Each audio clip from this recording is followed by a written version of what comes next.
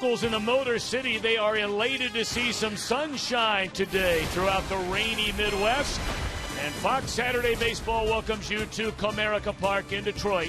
The Chicago White Sox taking on the Detroit Tigers, and a big crowd on hand today for Game 2 of this weekend series. Hi again, everybody. I'm Tom Brenneman. Welcome, as always, to Baseball on Fox. Today we have the two teams that, at least on paper, are picked by most to compete to win a divisional championship this year. However, for the Tigers, they're an even 500. For the White Sox, meanwhile, 4 games under 500 through the first 3 weeks of the season. A pleasure, as always, to be joined by former All-Star Mark Grayson. Gracie, let's start first with Chicago. Why the 8-12 record? Well, 8-12 is because early in the season, Tom, Ozzie Guillen's bunch, they had a lot of trouble getting outs in the 9th inning, and that led to a lot of late losses. Now it's been a role reversal. Now they're having trouble finding the big hit, and they find themselves right now at the bottom of the Central Division. Now the Tigers, on the other hand, they're 10-10, but they're starting to come around because their pitching's starting to come around. They got a rock-solid starting rotation and one of the best bullpens in all of baseball. Well, we'll see how it plays out here today. The Tigers have won 7 in a row over the White Sox, but what about the Central right now? I mean, you've got two of the teams nobody thought would be there, the Royals and the Tribe, right there at the top. Minnesota, the defending champion, trying to get healthy. And we'll tell you more about the Sox and the battling Tigers. You're watching Baseball on Fox.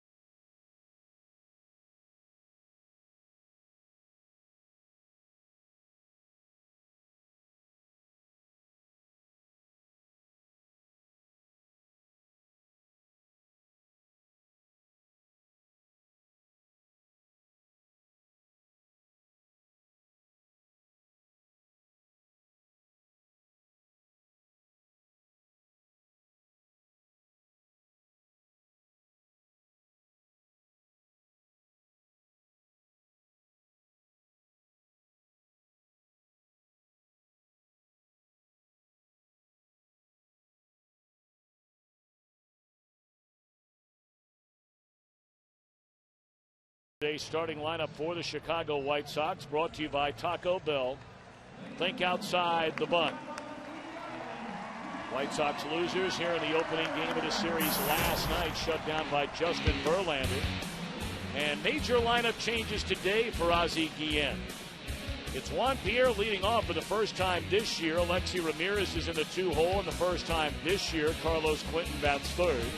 Paul Konerko, the cleanup hitter. The DH is Adam Gunn batting 5th, and Alex Rios is in center batting 6th. For the latter third of A.J. Pierzynski, Gordon Beckham. And the third baseman Brent Morrow.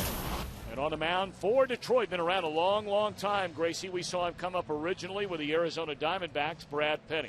And he's had a tough start to this year. This is a guy that has been very good the last couple of years, either with Boston or the Los Angeles Dodgers, but he's had a bit of a rough go here in April. A hard thrower still, even after all these years, Tom, and if he's hitting corners, he's going to be a tough customer today. Take a look at the Tigers defensively behind him, brought to you by Scott's. Rayburn goes from second to left field. Austin Jackson in center with Brennan Bosch tearing it up and right. Vince Peralta rhymes at second, Cabrera at first, and a battery of Avila and Penny. Of course, the Tigers right now, minus a big bat in that lineup. Victor Martinez earlier in the week placed on the disabled list with a groin injury. And that is a big hole to fill, because Victor Martinez is not only an all-star catcher, but he's an all-star hitter as well. He has helped so much behind the plate, and he's a guy that really protects Miguel Cabrera in that lineup, so the Tigers will have to do without him. We're awaiting our opening pitch, and it's brought to you by Budweiser. Great times are waiting. Grab some buds.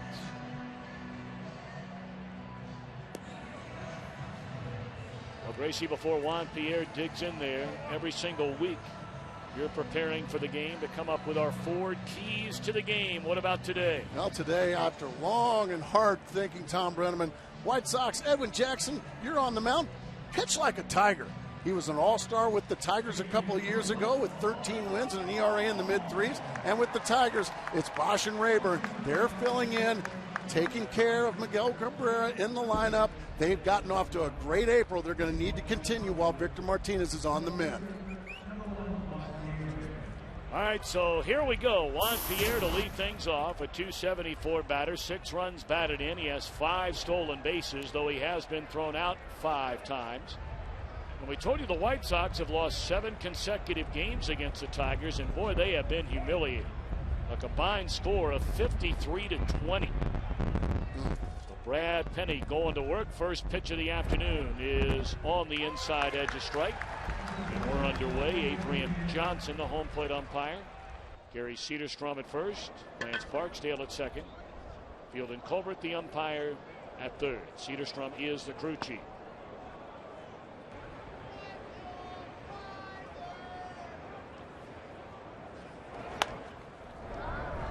On the ground of the shortstop, Peralta, and a former Cleveland Indian.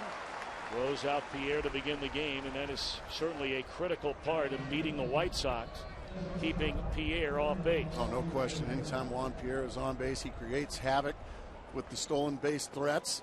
He's one of those guys, if he gets on, he scores. So Brad Penny off to a good start.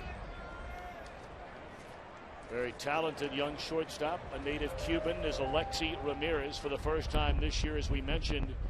Batting in the 2-hole, that has been a dark hole so far for Ozzie Guillen's team.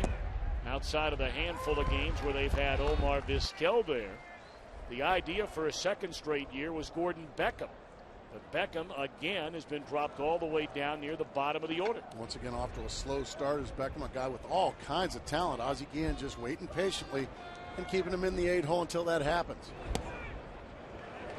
Beautiful fastball there from Penny right on the outside corner. He jumps ahead 0-2. Ramirez won a Silver Slugger Award last year. That's given to the best offensive player at every position on the field in each league. Led All-American League shortstops in average slugging percentage, 19 home runs, and knocked in 7.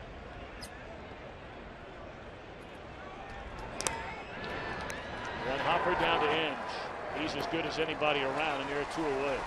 Detroit Tigers are one of the best defensive teams in all of baseball. Brandon Inge, as you said, one of the best there is. Came up as a catcher, has turned himself into a Gold Glove caliber third baseman. What a difference an overnight makes. Last night, 41 degrees, wind chill in the low 30s, rain, misty, miserable. Today, spectacular. Well, any place you go, Tom Brenneman, it just sunshine seems to follow. You took the words right out of my mouth, just like it was when you and I were in Cincinnati this week. Oh, that was a little brisk. So now Carlos Quentin. First pitch swinging, and an easy 1, 2, 3 inning for Penny. All of 6 pitches to get through it. Tigers coming up.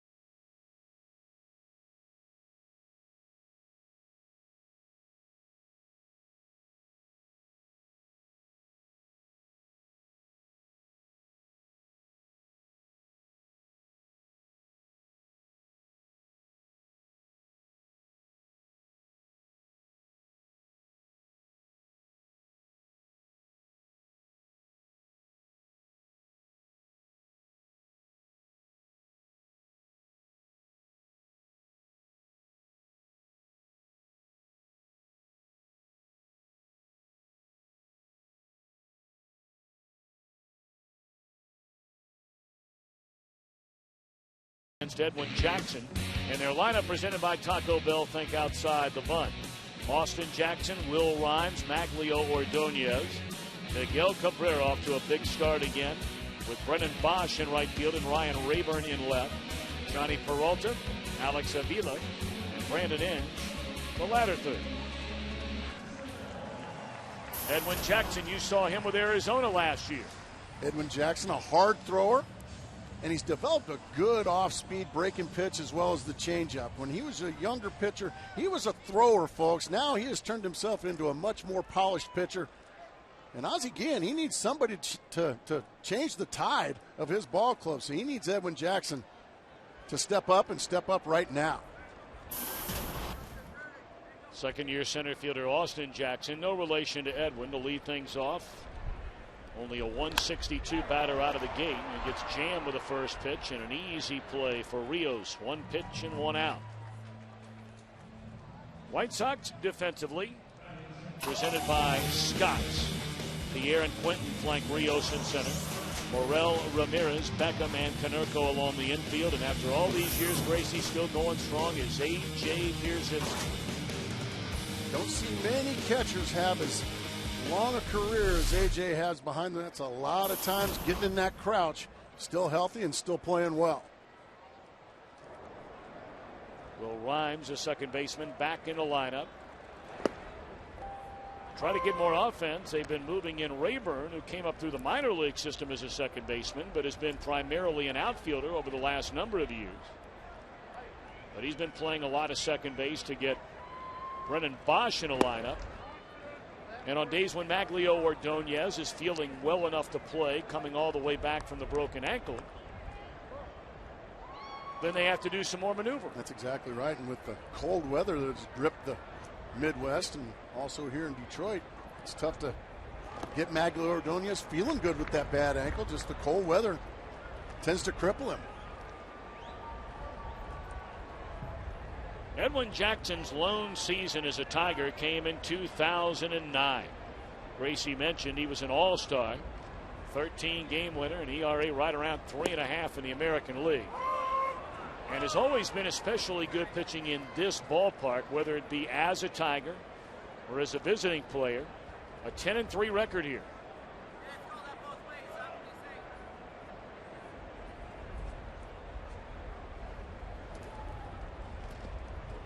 Full count on Will Rhymes. Attempted change up there. And that one barely got to the dirt area of home plate. He hung onto that one a little extra.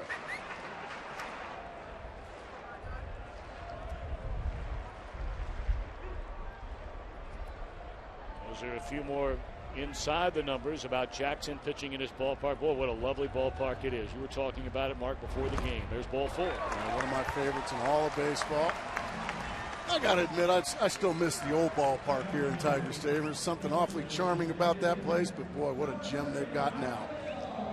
You and I were driving in this morning. You love those big Tiger statues that they have outside the park. They are awesome. There's a couple of right above the scoreboard as well here in Tiger Stadium. Beautiful Tigers right in color. They've got all kinds of statues and tributes to all the greats. Willie Horton on the left, Ty Cobb there sliding in. Saw Willie Horton before the game, 70 years old. And he looks like he could go play right now. You're not kidding. He looks amazing. He still likes to talk hitting too. I learned a lot from him just now. I said, well, Willie, you're a little too late. I've been out for a few years. Longtime Chicago White Sox outfielder came up in their system. Maglio Ordonez had some great years with the White Sox.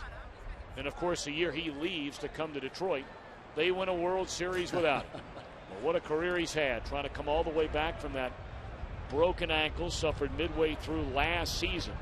Does not have a home run, does not have an RBI.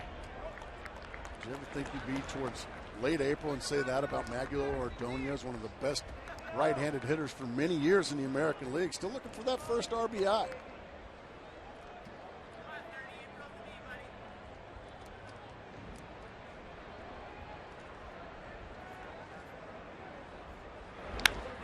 Line into center field, and that's a base hit. Rhymes will slam on the brakes, and the Tigers have 2 on with 1 out, and the big fella coming up.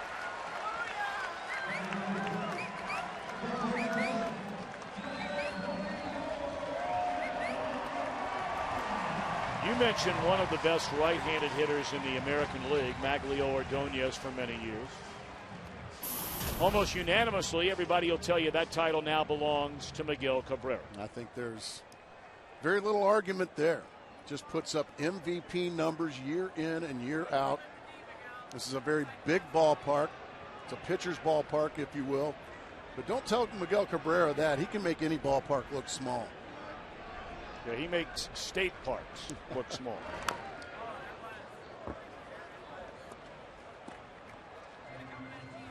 Hard to believe he's only 28 years old. Remember like it was yesterday when he came up with the Marlins, leading them to that World Series crown in 2003. Already over 250 career home runs and over 1,400 hits. My goodness.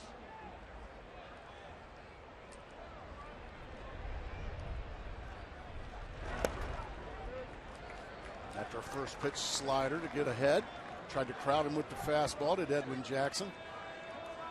Usually when guys like Cabrera step up in these situations, pitchers like Edwin Jackson have to step up.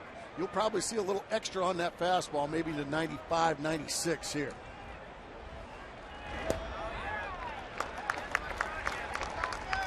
Two balls and a strike on Miguel Cabrera. Cabrera beginning his 4th season in Detroit.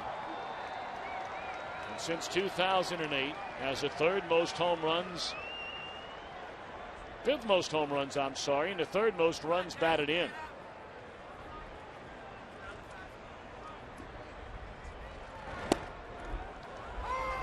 Buckled him with a slider there, stayed on the inside corner. Watch this ball. He wants it away, but it stays on the inside. Adrian Johnson, the home plate umpire, ringing it right up.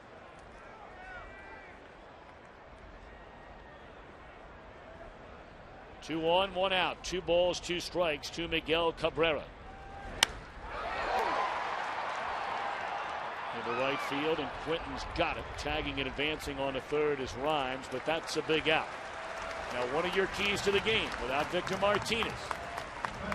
Can Bosch back up Cabrera and give him some protection in the lineup? He has an RBI chance here in the opening inning. Well, he's already done his job, Tom, and that is he's got to get Miguel Cabrera pitched to. That's exactly what happened there. Edwin Jackson went right after him, and he ended up getting a big out, as you said. Now, Brennan Bosch, he's done half his job. Now the other half would be drive in this run right here. Bosch led all American League rookies after he was brought up to the big leagues last year with 14 home runs and 67 knocked in. He did not start opening day this year. He has started every game since. Batting .339, 12 runs batted in.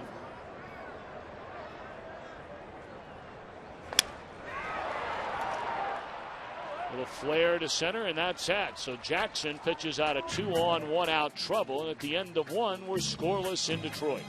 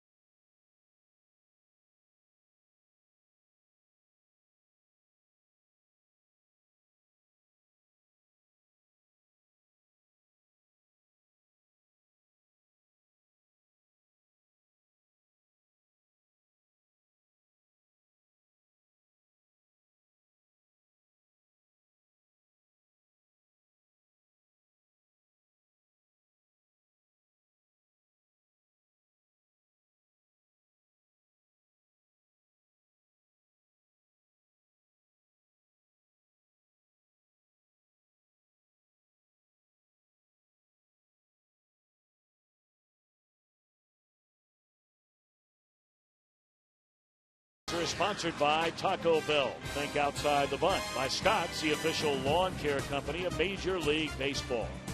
And by Verizon. Power your business with Verizon 4G.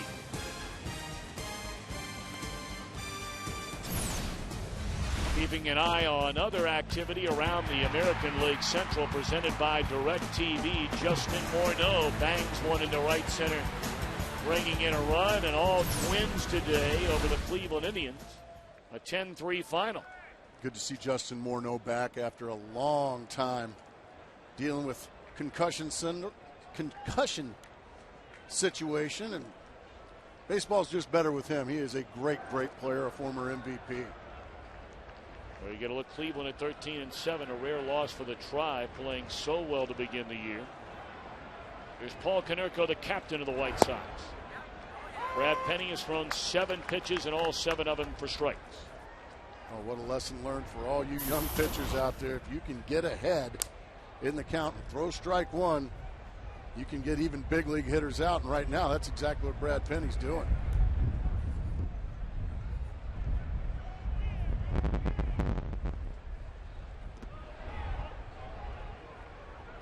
Konerko, 370 career home runs, closing in on 1,200 RBIs, all but 7 of the 370 in a White Sox uniform. You may remember, initially came up as a Dodger #1 pick, traded to the Reds for a very short time, and then came to the White Sox. And he has been a wrecking ball ever since he put on that black jersey. How about this one? Oh, that's a foul ball. It's a breezy night. No, it's a fair ball and a home run. I guess when you're as good as Konerko is, sometimes you can accidentally hit a long ball. And there are a lot of guys in the game that would draw the ire of the opposition by standing there and watching a ball, even one down the line, but that's not been Konerko's MO throughout his entire career. One of the most highly respected players in the game. He went around here on the appeal down to first base umpire Gary Cederstrom, 1 out.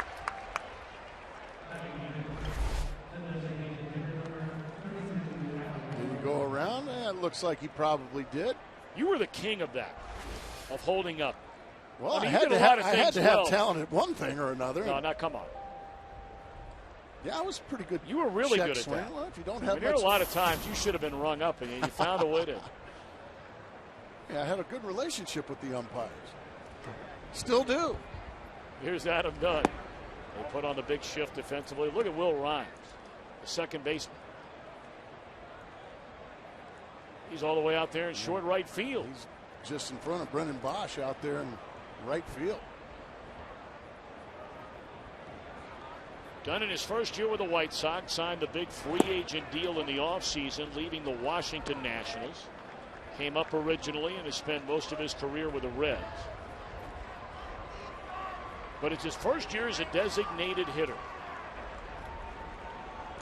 And the White Sox are hoping that he can take some of the lessons learned from Harold Baines, and of course he's their first base coach. And even Jim Thome, his first year as a DH was with the White Sox, and he had a big year. It's just a tough transition when you have been in the National League your entire career and you've had to play a position, be it outfield, first base. Then all of a sudden, you never get between the lines. All you do is get in the batter's box, and then you sit around for an hour, and then you hit again. I had to do it a couple of times in interleague play, the DH. I stunk at it. I just never got it. 3-1 and Dunn, who, yes, he strikes out a lot, but he walks a lot.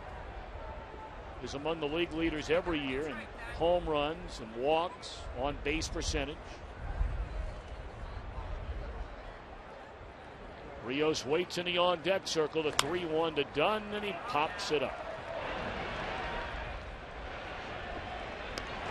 2 out. Penny just challenged the big fellow with a fastball right down the middle on 3-1, and he beats him and got an easy pop up there off the bat of Adam Dunn. I mean, this is just no nonsense baseball. Here it is, big fella. What are you going to do with it? Well, the answer was absolutely nothing. Well, a real nice start here for Brad Penny, who coming in had been kicked around quite a bit. He had allowed 36 base runners in his first 21 innings with an ERA very high. In fact, highest among all qualifiers in the entire American League with so many innings pitched. But he's very sharp today. He is putting on a strike throwing clinic right now, folks. Alex Rios, 9 of 12 in his career against Penny. And you know that Brad knows it. 108 games Brad Penny has won. He's bounced around quite a bit in recent years. Grew up in Oklahoma and is engaged to Dancing with the Stars dancer Karina Smirnoff. Have you seen her before, Gracie? I have not. But I understand she is one of the regular dancers on the program. I'm sure she probably wouldn't want to hang out with me much because I got 2 left feet. Now, do you think that Brad Penny is a good dancer? We didn't want to bother him before his start today. Well, I would imagine he's got to be. I got to trip the light fantastic. Maybe in the living room. Something like that. What do you think? You know, generally you don't marry somebody that is opposite in everything. Some things they talk about opposites attract, but I got to believe he can move around a little bit. I would think so. Maybe. Maybe. I can see Brad Penny pulling a moonwalk, can't you? 3-1 to Rio. Grounded foul. Now, growing up in Oklahoma, probably safe to assume he can do a little bit of the two-step. The two-step, sure. Maybe grew up in Broken Arrow, Oklahoma, and maybe did a little square dancing. Oh, good chance of that. Good certainly. Chance of that, right? In Oklahoma.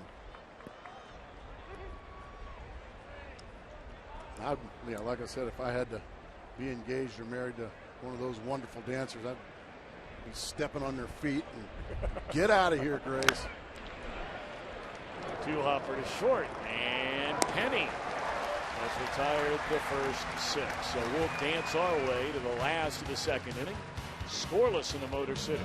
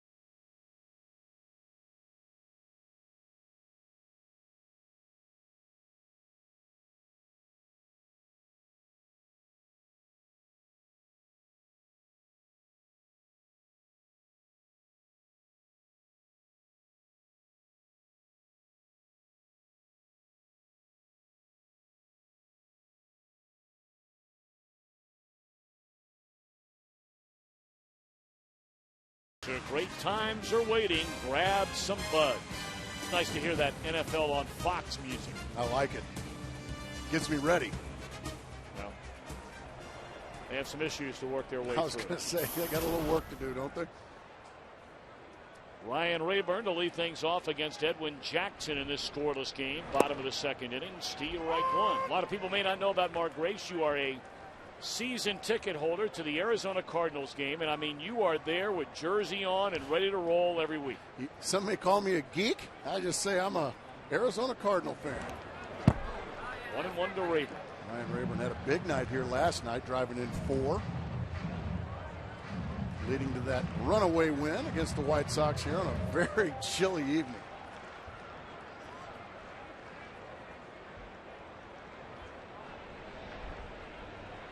And 1 to Rayburn. Easy play for Quinton. 1 out. Granted, we're only in the second inning, but both starters look pretty good. And they're just both pounding the strike zone. They both got very good stuff. It's easy to see that with the mid-90s fastballs from Penny and from Edwin Jackson. But they're also quality strikes. They're not just throwing it right down the middle. They're putting it on the corner. They're keeping it at the knees. That was a good slider there to get an easy pop-up off the bat of Rayburn. Johnny Peralta, first pitch swinging. Bangs one into center field by a diving Gordon Beckham. Second hit against Jackson for Detroit.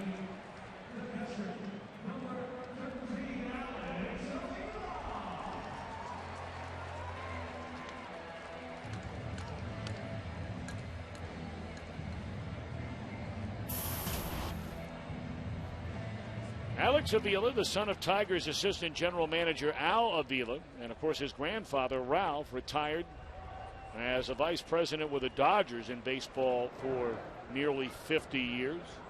They grew up around the game. In fact, he is a godson of Tommy Lasorda. Come on. Tell you what, Tommy Lasorda's got some godsons that can play.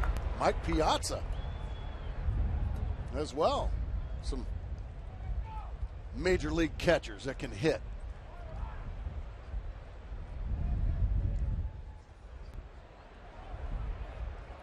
Avila is off to an outstanding start. A guy who bats down in the bottom of the batting order, hitting nearly 300.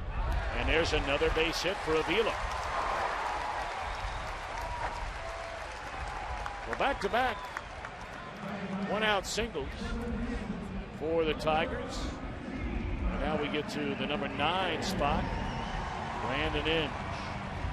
Well, hey, make a baseball moment kids will never forget. Go to ChevyBaseball.com and support youth baseball. Plus, you can enter to win one of 4 trips to the 2011 Major League Baseball All-Star Game in Arizona and the keys to a new Chevrolet.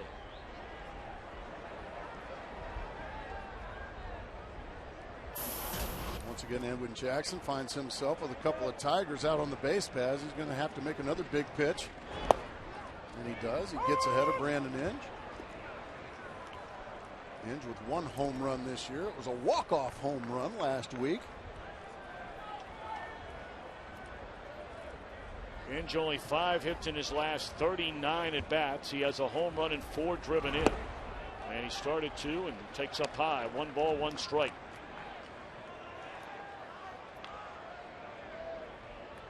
A very hard guy not to like or not to pull for, Brandon Inge. Nicest men in the game, no question.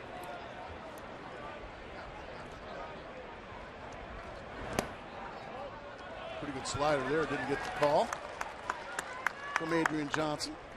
Jackson saying, man, where do you want that one?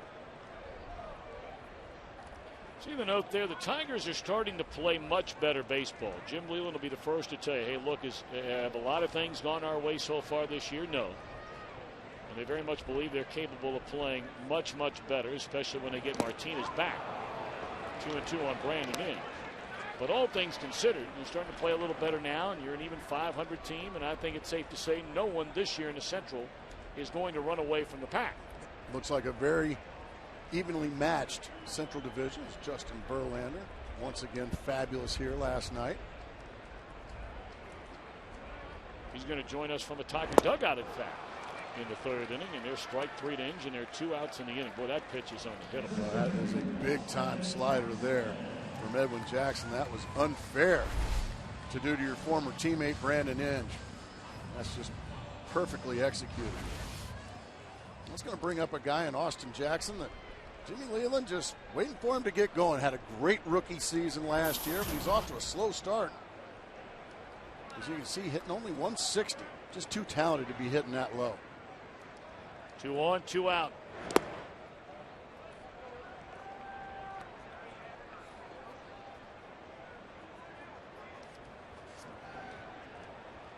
Jackson led all American leaguers in strikeouts as a rookie. The rest of his numbers very impressive. I mean, for a guy to strike out 170 times and still hit nearly 300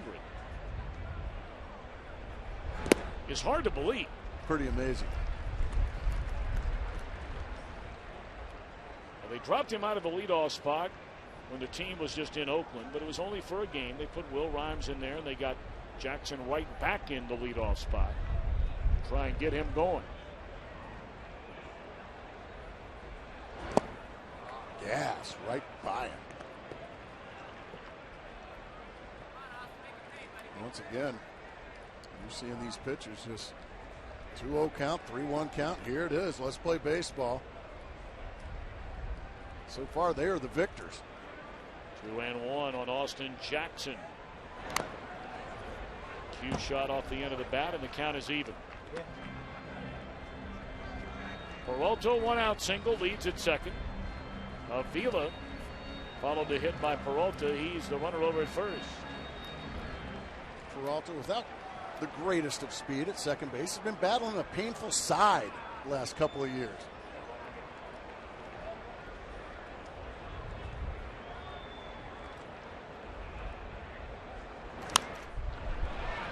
Right in front of him, the play for Morel, and that is that. Second straight inning, they strand a pair. And we're back after a break from your local Fox station. Bob Seeger from the Motor City.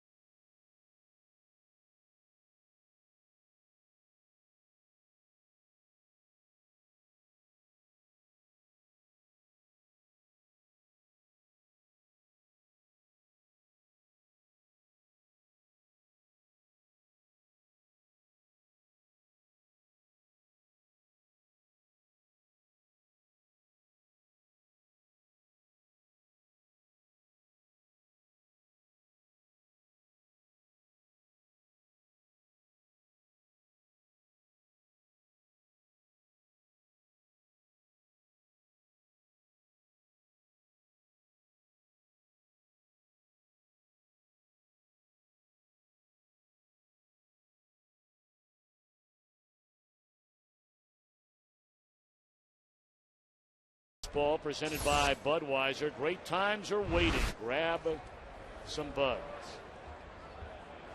Scoreless game. We begin the top of the third inning. It'll be the latter third in the batting order for Ozzie Guillen. That means Pierzynski, Beckham, and Morrell. Brad Penny has retired the first 6 he's faced here in the game. Pierzynski, a .292 batter with 9 runs batted in, and the strikes keep on coming and the outs follow as well. 7 in a row retired by Penny, and a lot of outs recorded by our guest from a Tiger dugout, a winner here last night, the ace of his Detroit staff, Justin Verlander. Congratulations, Justin, on the win last night. Strikeout number 1,000, not too bad.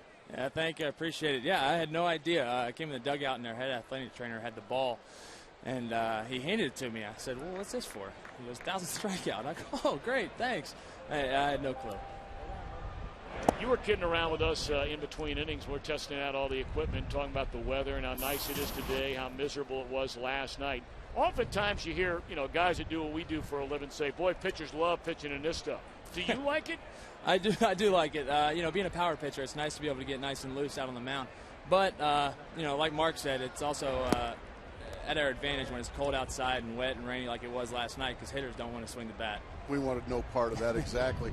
Brad Penny looks awfully good. Are you seeing anything today from him that maybe he didn't do in his first couple of starts? Well, he just looks a little bit more comfortable. I think time in and time out, he's getting a little bit more in sync out there on the mound. What do you tell you, AJ?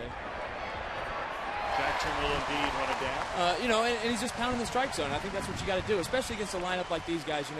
You can't allow guys to get on base because anybody can hurt you at any time. So the less guys you get on base, the less chance for a big inning there is. And he's doing a great job. Justin, tell me about this right here on the screen. What happened in Oakland the other day? Well,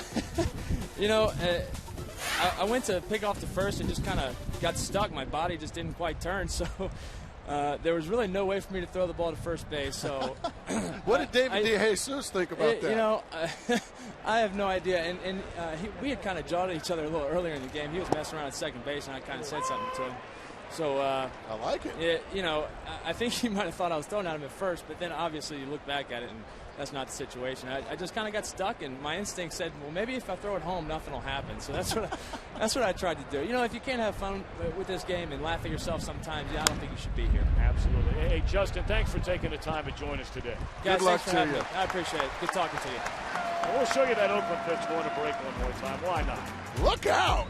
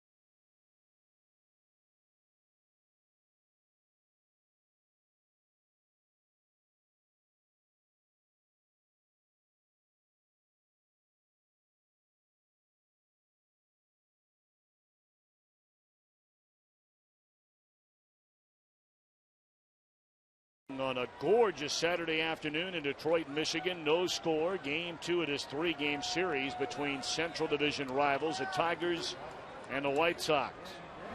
Will Rhymes to lead things off, followed by Maglio Ordonez and then Miguel Cabrera. The Tigers have had scoring chances in each of the first 2 innings, leaving 4 runners on base. Well, we had Justin Verlander with us from the Tiger dugout in the top of the inning, and kind enough to join us from down in the White Sox dugout. Unbelievably talented right-handed. Came over, of course, a year ago. Jake Peavy. Hard to believe it's been a year and a half ago, actually, Jake Peavy. How you doing?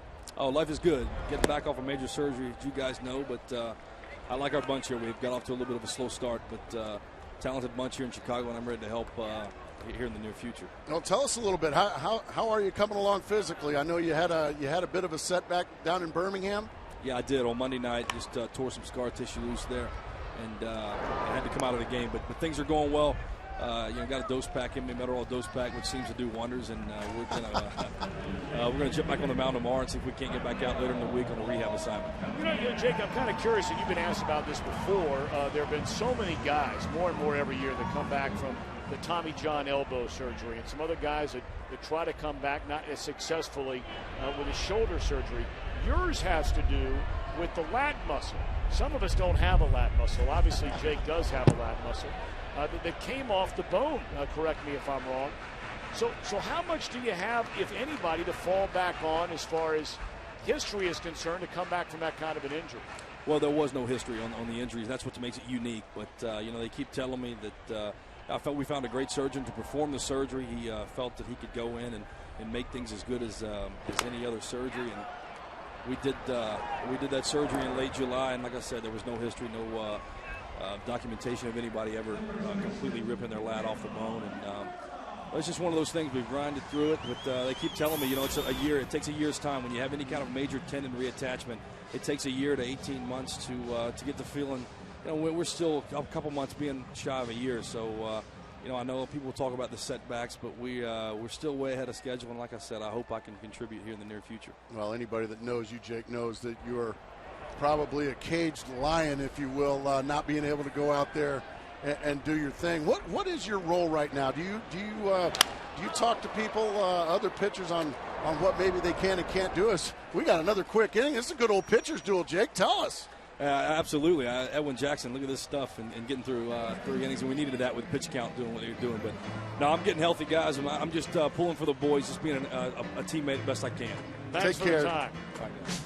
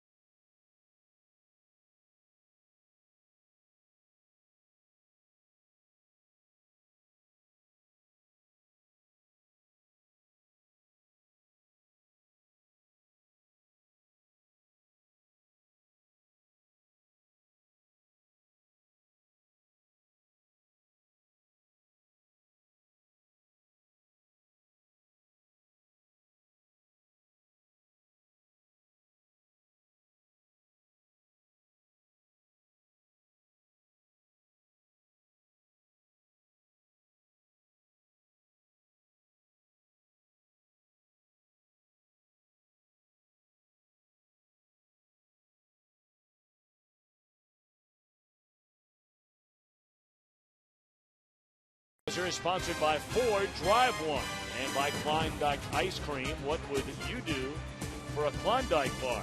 That's a question that should be asked to Mark Grace right about now as you're burying into some Klondike ice cream right now. Showing very little self-control right now. It's very good. There's no secrets around Tom Brenneman, trust me.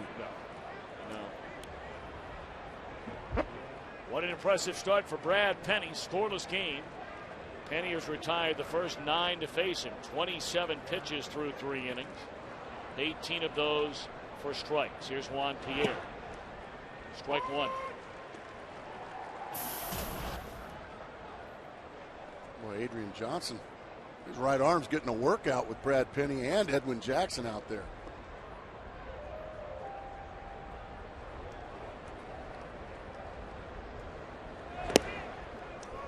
And heck, we didn't even get to talk to Justin Verlander or Jake Peavy very long.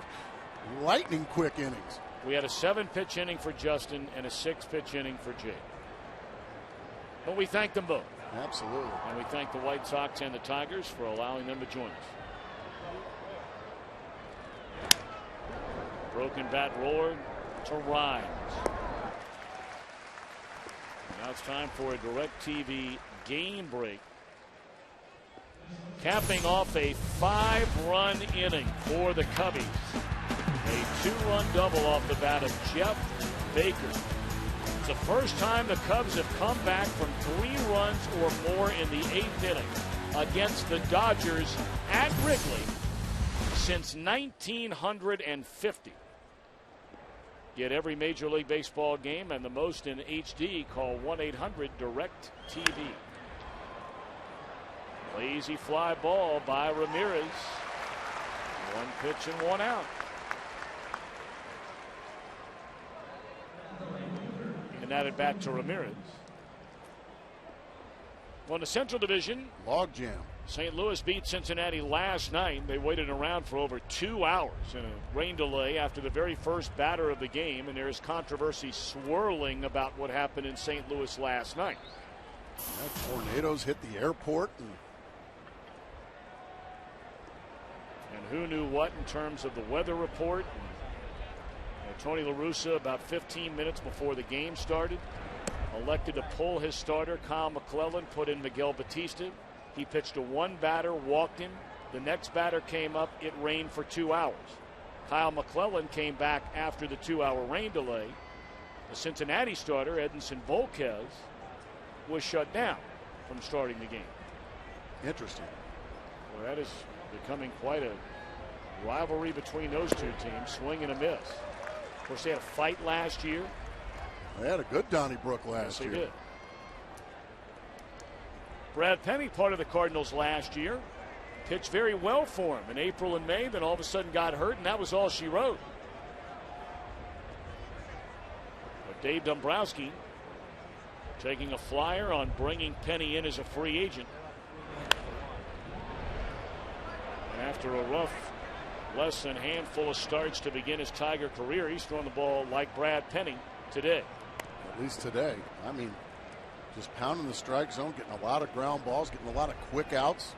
And here we sit once again with a 1-2 count, this time on Carlos Quentin.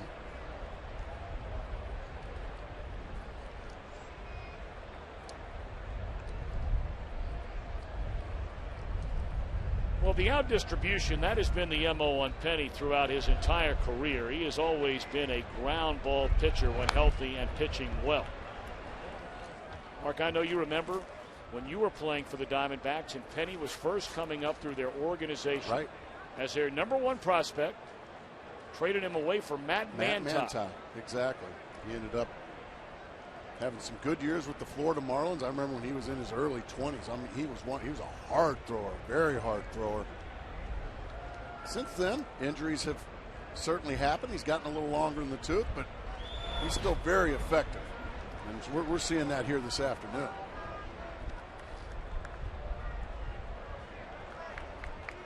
Well, here's another guy that came up through the Diamondbacks farm system in Carlos Quentin. I mean, you think about 2 of the outfielders the Diamondbacks traded away within a couple of years of one another. Carlos Quentin and Carlos Gonzalez. How would they look in Diamondbacks uniforms? Not too bad. I think they'd look good in any uniform. There's a strike on the outside corner. Quentin, well, they called it a ball, I'm Yeah, sorry. they called it a ball. Brad Penny very disappointed, as is Justin Verlander. Sparked something in at Adrian Johnson. What do you think, folks at home? What do you think? I think I'm very fortunate if I'm Carlos Quentin to still be in the batter's box.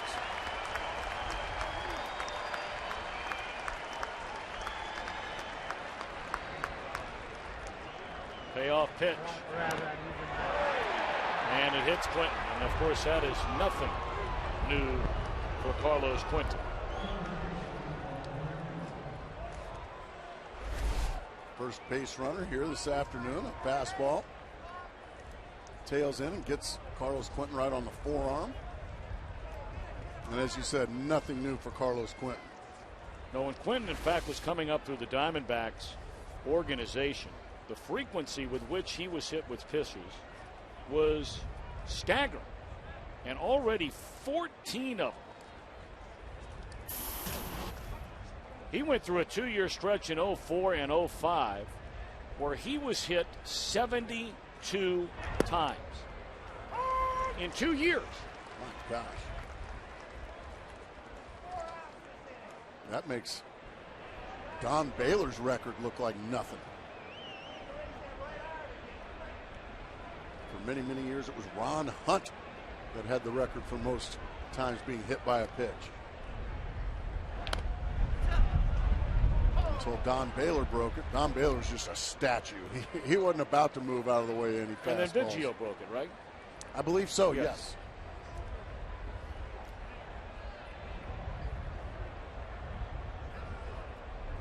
Well, it's the first time the entire game that Brad Penny has had to pitch out of the stretch. Guy's been around as long as Penny. Probably not a big deal. But from time to time, you see problems occur. But Penny has thrown 3 straight strikes in this at bat to Konerko.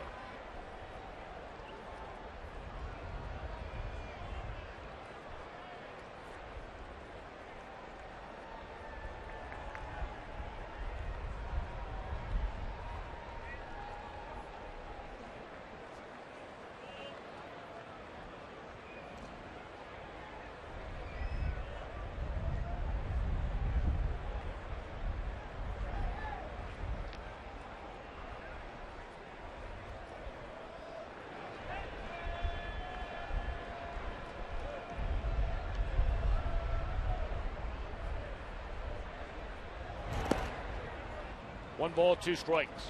Konerko struck out his first time up. Konerko third in the American League in runs batted in, the 4th most hits. 5 home runs. But a lot of those numbers piled up the first couple of weeks when the White Sox were hitting well, had good starting pitching. They were losing games late from their bullpen. For the last 2 weeks, they can't hit anybody. They're having a lot of trouble. Konerko kind of right along with the White Sox. When he went south, so did the White Sox. Homered here last night, had a couple of hits. So Ozzie again hoping that that's a sign that his longtime cleanup hitter is coming out of it.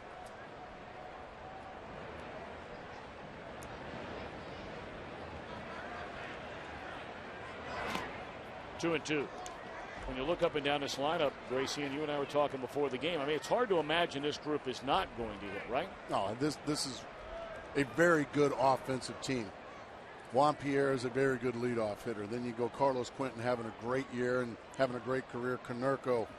Adam Dunn is going to start hitting here shortly, as is Alex Rios. Just too much talent to not score runs on the White Sox. Going swinging Konerko, and that'll do it. First base runner on a hit batsman, but nothing doing in the runs column for either team thus far.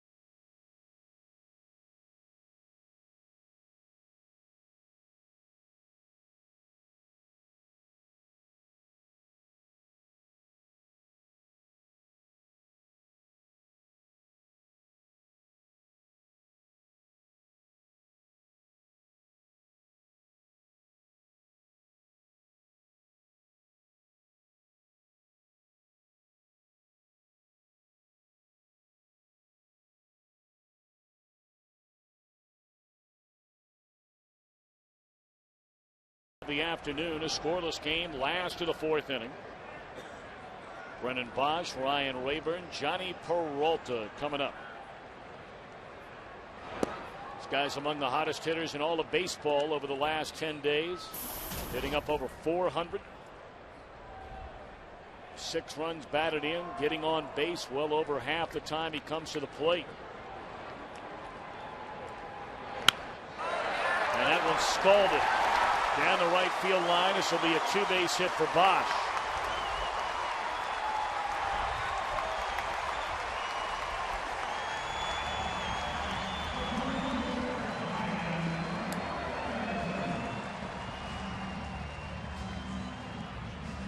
Some people out there say Bosch reminds him of Mark Grace. Oh, man, he's a lot bigger man and a lot more handsome man, but scalded was certainly the correct term right there. That ball is just smashed right down the right field line. So Brennan Bosch continues to pound the baseball here in April. Over 340 now for the youngster. And when I say that, as it's ball one to Rayburn, I mean, for those of you that may not remember, a lot of you do, Mark Grace, among all players in Major League Baseball, every one of them in the decade of the 1990s had more hits and more doubles than anybody in the game. So they liken Bosch, you know, a gap-to-gap guy, much like you were. I mean, you finished your career with over 500 doubles. Look out. And Bosch will advance all the way to third. Almost makes you wonder if that was a cross-up. Just something got away. You can see Przinsky wants it down and away. He gets something, maybe a changeup or a split finger of some kind. Somehow it misses Rayburn, and now a big opportunity now for the Tigers to take the lead. Runner on third, nobody out. And Rayburn, who had a big night here last night, looking to cash in another one. They're going to bring the infield in here in the fourth inning. That's how poorly the White Sox have been swinging the bat here of late. I mean, you're not talking about a game or two. You're talking about 2 straight weeks where the White Sox have averaged right around 2 runs per game. Now, a lot of people will tell you, and rightfully so, they've run into some of the best pitchers in the league during this stretch. In fact, A.J. Przinsky, he didn't take issue with it, but when I was asked about his team not hitting, he says, well, I wouldn't say that. We got 2 runs off Dan Herron. Nobody else gets 2 runs off Dan Herron. And from an ERA standpoint, he's right. But A.J. would be the first to tell you, scoring 2 runs, you're not going to win. No, not with the names that are in this lineup for the Chicago White Sox. There is a lot of power. There's good speed at the top of the order. And hitting's going to go into funks. And when you do that, you better pitch.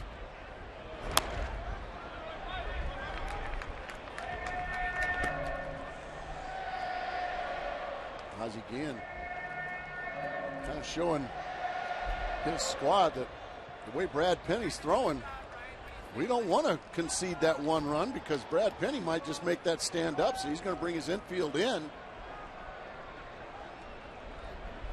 What a job Ozzie Guillen has done as manager in Chicago. There's a pitch to hit right there, and Rayburn fouled it back. I mean, there are always going to be issues, so to speak. I mean, there's always something going on with the White Sox, and they'll laugh and joke about it. They'll find a way to get through, you know, some of the twittering that was going on, and one of Ozzie's sons last year, and the feud that developed between Ozzie and the general manager, Ken Williams, and they patched all that up. But when all is said and done, he's won a World Series as manager. There's a base hit into left center by Rayburn. It's 1-0 Tigers.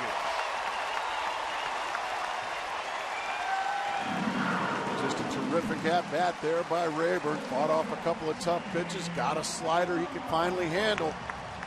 And he rifles it just past Alexi Ramirez. The infield was drawn in. It was a risk there by Ozzie Guillen.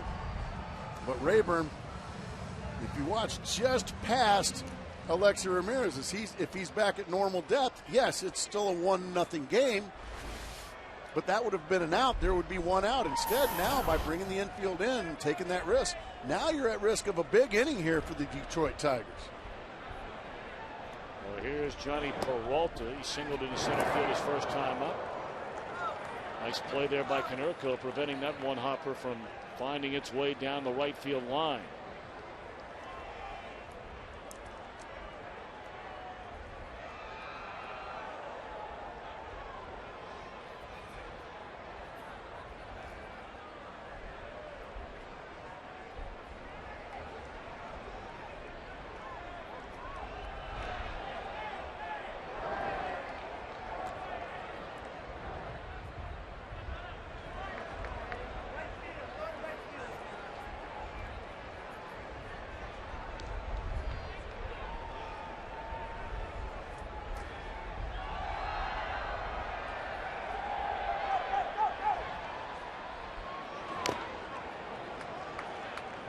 Fastball that was foul tipped by Peralta. 1-1. AJ Pierzynski took the brunt of that foul ball. I mean, right square in the kisser. Goodness. Makes you want to catch there, huh, kids at home? Those rascals earn their pay more than anybody day in and day out back there. Look at that, 110 or more games caught in a season. AJ Pierzynski reaching double digits. In fact, AJ and Jason Kendall are the only two catchers with more than 1,000 innings caught in now 9 straight years. And he'll tell you point blank, he said it again today. He said, I've just been lucky. Very, very lucky. He said foul balls, quarter-inch one way, quarter-inch the other way, around the ankle, around the toe, around the foot. He said, I'd have broken bones, something like that. Instead, he's just had a bruise, nothing he can't play through. And it also is a testament to his toughness. He is one tough son of a gun. In fact, today he has passed Mike Scioscia for 23rd place on the all-time list for number of innings caught in a career, over 11,000 of them. One of the best in the business was Mike Scioscia. That's pretty good company right there for AJ Pierzynski.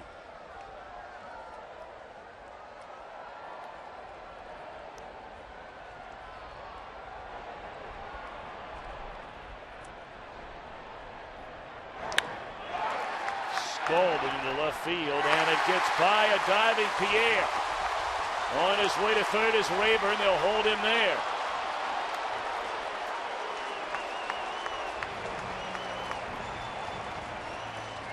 That'll be a double, I'm sure, for Johnny Peralta, and it's 3 straight hits to begin the Tigers' 4th inning.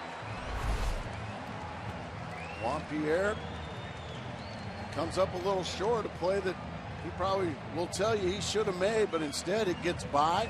It'll go as a double, certainly. But once again, that risky move by Ozzie Guillen. I believe they just gave that an error, actually, a 2-base error. That's an interesting call. But that risky move by Ozzie Guillen, bringing the infield in. Now, certainly an opportunity for these Tigers to have a big inning. Well, I don't know there. That's a tough error to swallow right there if you're Juan Pierre and the White Sox. That ball was hammered and sinking. 0-1 to Avila. He singled to center field his first time up. What happened to the home cooking here in Detroit? You're supposed to give that a double, aren't you? It's pretty much a rule of thumb. That is a tough error. I wouldn't be surprised if that were to be changed later in the game. I mean, it would have certainly taken a well above average play by Juan Pierre to corral that. Avila started, laid off. Obviously, this young man's been very good in these situations this year, Avila. He has 11 runs batted in, hitting at the bottom of the order. The White Sox, all kinds of miscues, which really led to a lot of the meltdowns late in the games in the early part of the year. The White Sox had a lead in their first 12 games of the season. They got a 1-0 lead in the 13th game of the year, a game they eventually lost. beginning a stretch of 51 straight innings where they never led in a game. 51 innings in a row without a lead during their 7-game losing streak.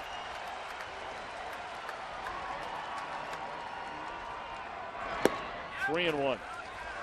And if you're Ozzie Guillen, what do? You have to take those risks that he took right there, bringing the infield in. Because right now his team is in one of those funks where they're just not scoring. And he's also got a customer out there in Brad Penny that has just been near flawless this afternoon. But another 3-1 pitch right here. Be careful if you're Edwin Jackson. Got a pitch to hit, drives it to straightaway center field, and it's up against the wall. 2 runs are going to score, and easily into third goes Avila with a 2-run triple.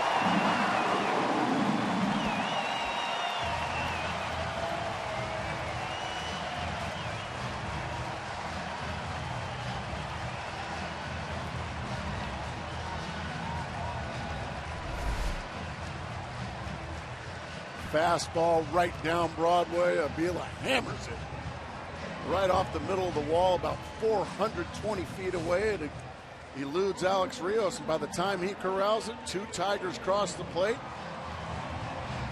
And Avila running well for a catcher. Chugs all the way to third base. And now an opportunity for the Tigers to blow this thing wide open here. And we're only in the bottom of the 4th. First career 3-base hit for Avila. Infield in again. Ball 1.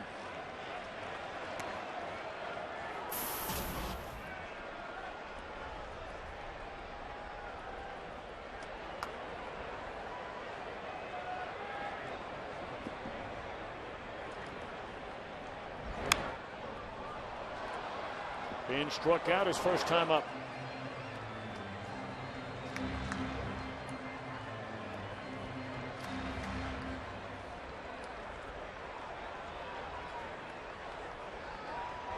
Jackson taking a peek at the runner over at third base. Base hit. 4-0.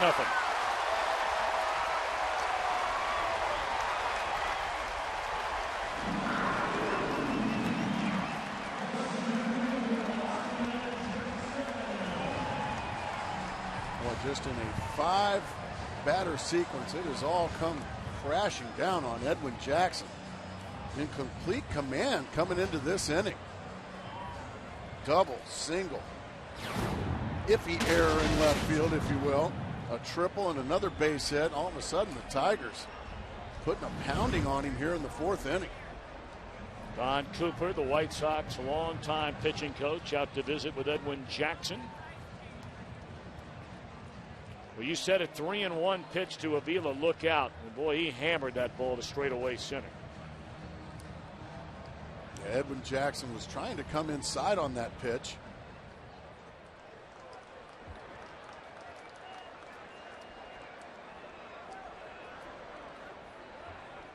So now back at it. Here's Austin Jackson.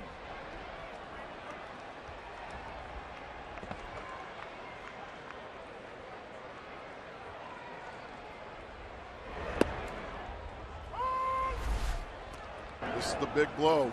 Fastball middle. Watch Alex Rios. It's a breezy day here. Going one way, then the other. Can't get to it. That's the big blow of the ball game right there.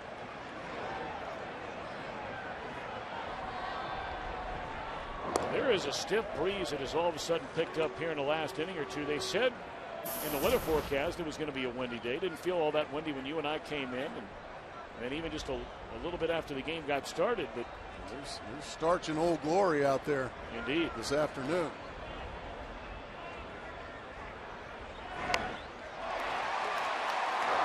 Forget about it. Fun hit for Austin Jackson. Can't roll it out there any better than that. When you can run as fast as Austin Jackson, just stick it in your pocket if you're A.J. Brzezinski. And that's something that Austin Jackson has got at his disposal. You're struggling, you're hitting in around 160. Well, let me just drop a bunt, and there's just absolutely no play. That's also a great element of surprise right there. You're banging away on Edwin Jackson. You've gotten 5 straight base runners, doubles, triples. Now let me just drop a little bunt down here. And boy, the inning just continues here for these Tigers. 6 straight Tigers have reached to begin the inning. It was scoreless when this bottom of the 4th inning began. And now they're going to advance the runners or try to with a bunt. And it's foul by Will Rhymes. A.J. Przinsky disgustingly swats that ball away, like only A.J. can. A.J. has a good way of knowing him. He lets you know how he's feeling. He doesn't hide too much.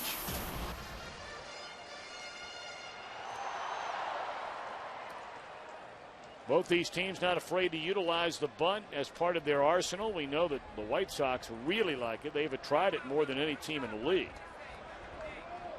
Succeeding is a different story, where the Tigers and White Sox are tied with the Royals with 9 sacrifices, most among all teams in the junior circuit.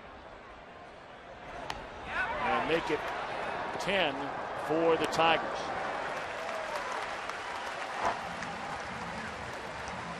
Just fitting Jim Leyland baseball right there. You've got a big inning going. You've got Rhymes up at the plate, a very good bunter, perfect sacrifice to set up Magglio Ordonez, and he's the first guy at the step to put out his hand and shake the hand of Rhymes. Beautifully done. The first 4 hits the Tigers had in the game last night, they hit for the cycle over 2 innings. They're a home run away from hitting for the cycle in this inning. Broken back, throw to the plate, it's offline, and safe is the call.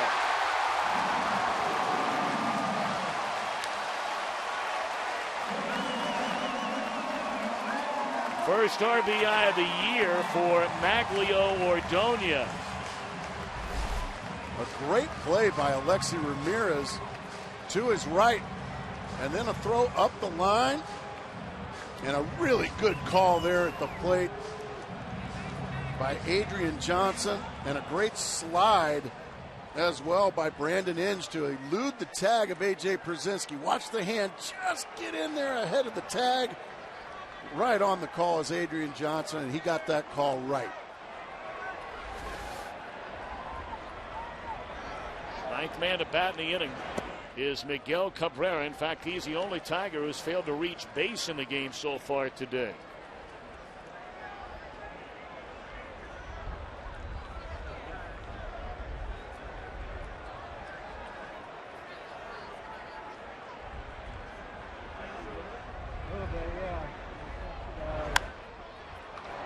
And mercifully for Jackson and the White Sox, this 5-run 4th inning comes to an end.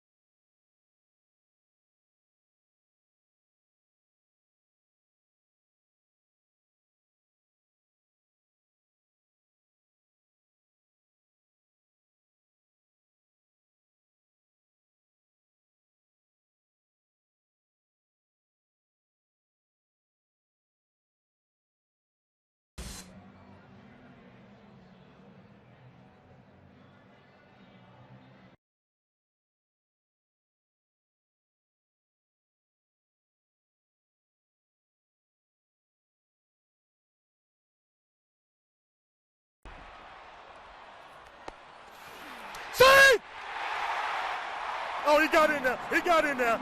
He got in there. It's great stuff. Wearing a microphone, home plate umpire Adrian Johnson. We thank him for doing so. A call at the plate a moment ago on a real nice slide by Brandon Inge. So now the White Sox, can they get something going offensively? Outside of the game on Thursday night when they ended their 7-game losing streak with the win in Tampa Bay. I mean, the numbers are downright ugly. How long will they last? Nobody knows. Most figured they won't last long. But when you dig in the numbers where the White Sox were on offense the first 9 games, where they were getting out to early leads and their bullpen was letting a lot of those leads escape them. Not every game, but a number of them. They blew 6 saves in the first 13 games, as Adam Dunn has gone swinging to begin the 5th. But Gracie, look at some of these numbers offensively in their last 11 games. Well, it's easy to see why. 2-9, they're just not scoring any runs. And you can get all the great pitching you want, but if you're scoring 1, 2, 0, it just leads to ugly baseball, and that's the problem with when the offense goes south. When the offense goes south, it just makes you look bad. It really does. If you're scoring runs but not pitching well, it doesn't look near as bad as if you're not scoring runs. It just makes it just makes everybody a little tighter, and it just makes for a bad feeling in the clubhouse. When everybody's hitting, there's no problems in the world. Adam Dunn, after that strikeout a moment ago in the 9 games since coming back from that emergency appendectomy, 4 for 37, has struck out 20 times. Here you have Alex Rios, 2 for his last 27, without a single extra base hit, and it goes on and on and on.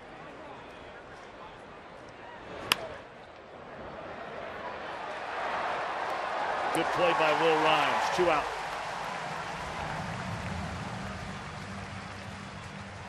Take a look at our game summary presented by Jeep. Brad Penny show here today. So far, he has just been fabulous. He's getting terrific defense behind him. White Sox continue their struggles against these Tigers.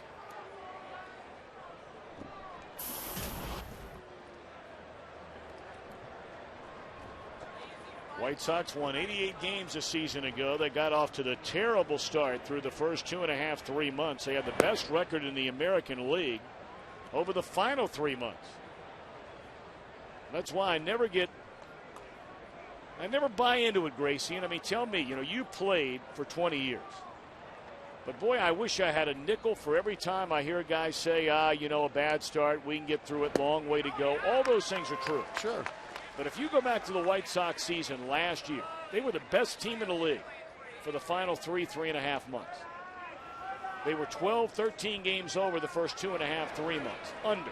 Right. It cost them the division. That's absolutely right. And, it's that cliche we've heard so many times, Tom. It's not how you start, it's how you finish. Because that was chopped foul. Well, I'm sorry. I beg to differ. Not always, but it can be how you start. And trust me, I know. I was on a team back when I was playing in Chicago that started the season 0-14.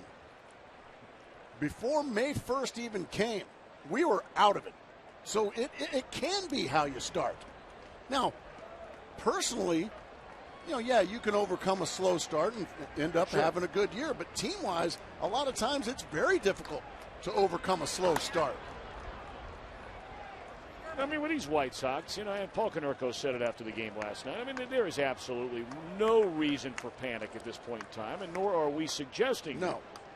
White Sox come in, they're 4 games under 500. They're 5.5 behind Cleveland. Whether Cleveland and Kansas City are in it for the long haul, we'll find out. Although Ozzie Guillen did say, I told everybody before the year began that Cleveland and Kansas City were not going to be laughed at anymore. He said they laughed at me for saying it. I love the honesty of Ozzie Guillen. Also, the Minnesota Twins, it's only a matter of time before Ron Gardenhire's group starts to climb up that ladder too. Only because they do it every single year. That's right. 6 of the last 9 years they've won the division. And they got a big win today over Cleveland. 2-2-1 Pierzynski. Ball 3.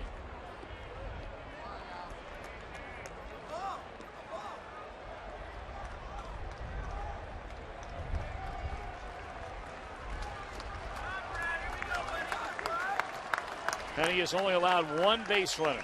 He hit Carlos Quentin with a pitch with 2 outs and nobody on in the 4th. And still has allowed 1 base runner. 5-0 Detroit.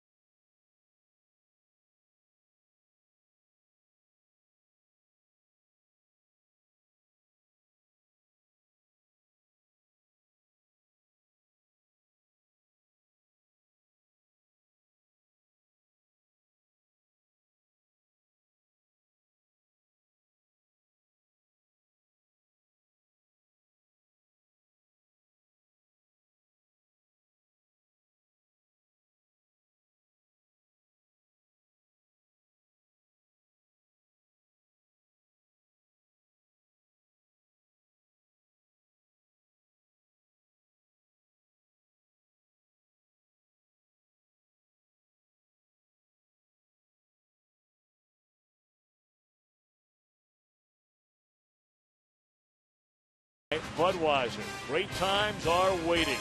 Grab some buds.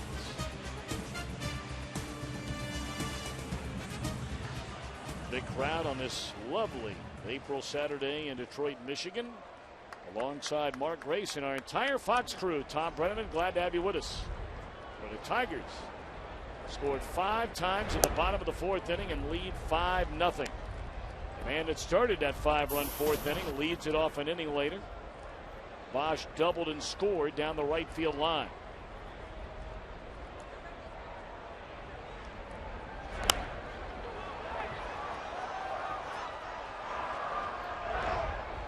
Took a big rip at a fastball there from Edwin Jackson.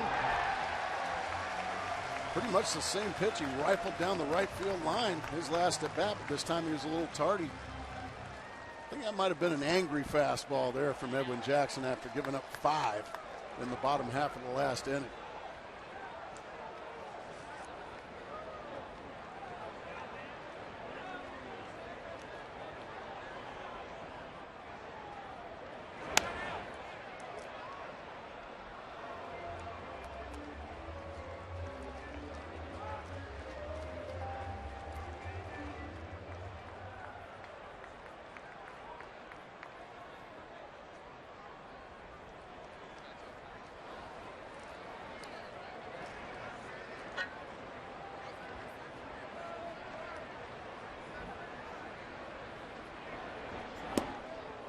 Struck him out to begin the 5th inning. Now coming up this week, it's back-to-back days of the UEFA Champions League semifinals. Beginning with Schalke taking on Manchester United on Fox Soccer. And then one of the world's greatest sports rivalries resumes. Real Madrid takes on Barcelona on FX. Check local listings for the start time in your area. Tuesday and Wednesday promise to be as good as it gets when it comes to international soccer. Has soccer caught on at the Brenneman household? Oh, you better believe it. When you have a 7-year-old and a 6-year-old. Well said. I mean, it is big. What about your boys? They're a little bit older, but what about your house? 10 and 7. They love to play it. It's a fun game. I absolutely agree. Hopefully it'll catch on in the United States like it has worldwide. 1-1 the count on Rayburn, who's knocked in 5 runs in the first game and a half of this series. He had 4 RBIs last night and drove in the first run with a single to center field in the 5-run 4th inning today.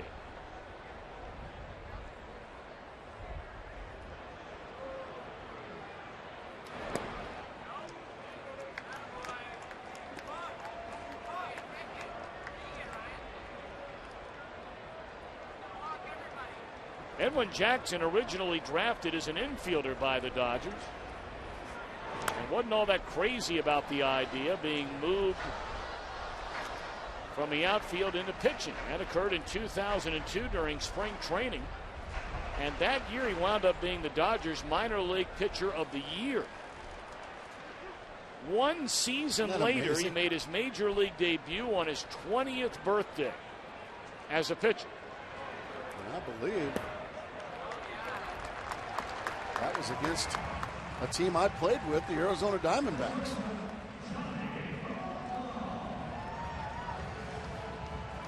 Well, Fox Sports is proud again to support Stand Up to Cancer and their great work to fund groundbreaking research that helps accelerate treatment to patients.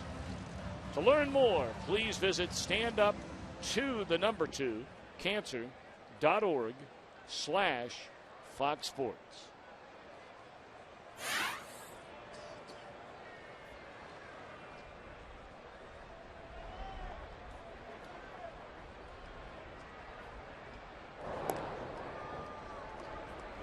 The interesting thing about Jackson, when he made his major league debut, he had only been to 2 major league games in his life. Both of them with the Florida Marlins back in 2001. That first appearance out of the pen, then he won a game, becoming the youngest starting pitcher to win a major league game since Dwight Gooden. And you were around when Dwight Gooden. Oh yeah, he was came not up much at the age fun. of 19 years old. Of course, he was a Rookie of the Year, won a Cy Young the next year. I mean, to give you an idea about how young Jackson is, I mean, here he is already pitching in his 8th major league season. He's 27 years old. He was 7 months old when Doc Gooden broke into the big leagues. That's hard to believe. There's one, and they will not double up Avila.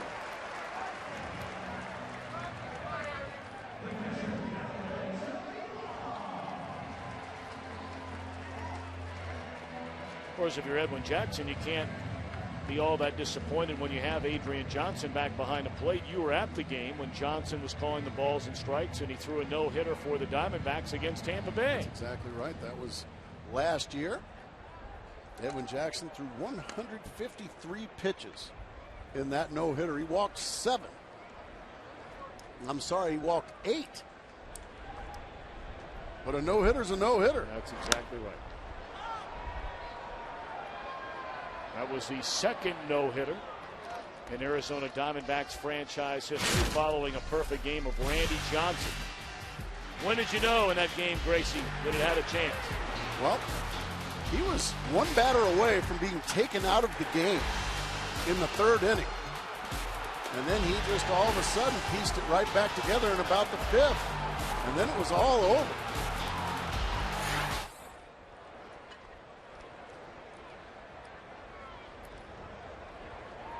I said 153. I was mistaken. 149. Oh, once you throw that many, yeah. What's 4 more? I would imagine, of course, correct me if I'm wrong, because there's been a couple of changes in recent years, but was A.J. Hinch the manager of that game? Yes. I would imagine that for a manager, I mean, you're rooting like crazy, right, for your guy to get a no-hitter. Right. Everybody in the dugout's rooting like crazy for the guy to get a no-hitter. But when you're thinking about your team and moving forward and a starting pitcher, and not only his next turn in the rotation, but such a young man like Jackson was 2 years ago, still is now, and what it might do to his career. 149 pitches and leaving him in the game, and you got to leave him in the game. Well, yeah, you have to. And he's talking about no-hitters. Nobody even near Brad Penny. He's one batter from perfect. Here's that is hit down the line. Off the glove of Canerco, and that will be a base hit for Avila, who just continues to hammer the baseball. It's his third hit of the game.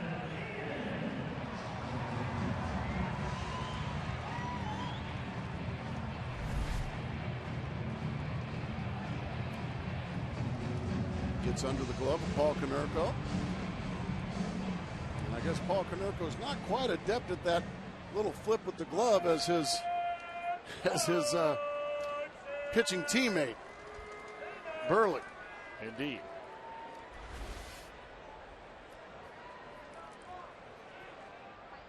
Burley took the loss in the opener here last night of this series. Bested by Justin Verlander. And we told you coming in, 7 games in a row these Tigers have beaten the White Sox. And trying to make it 8 with a 5-0 lead here today.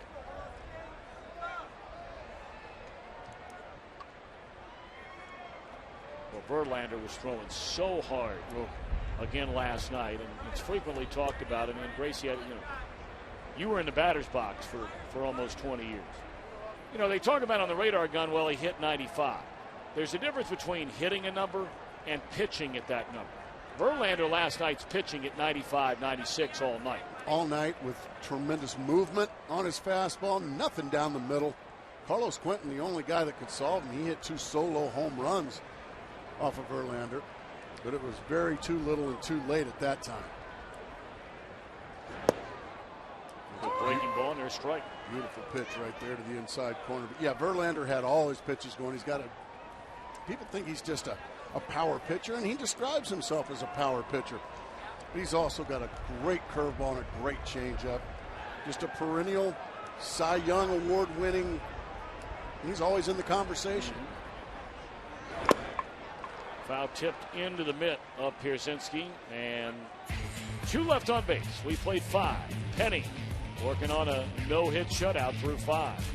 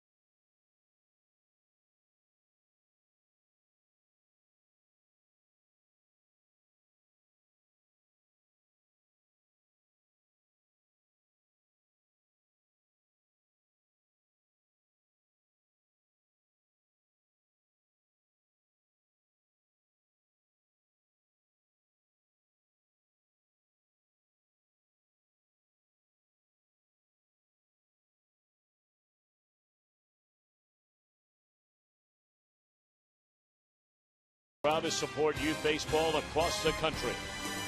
By Michelin, a better way forward. And by ExxonMobil, taking on the world's toughest energy challenges.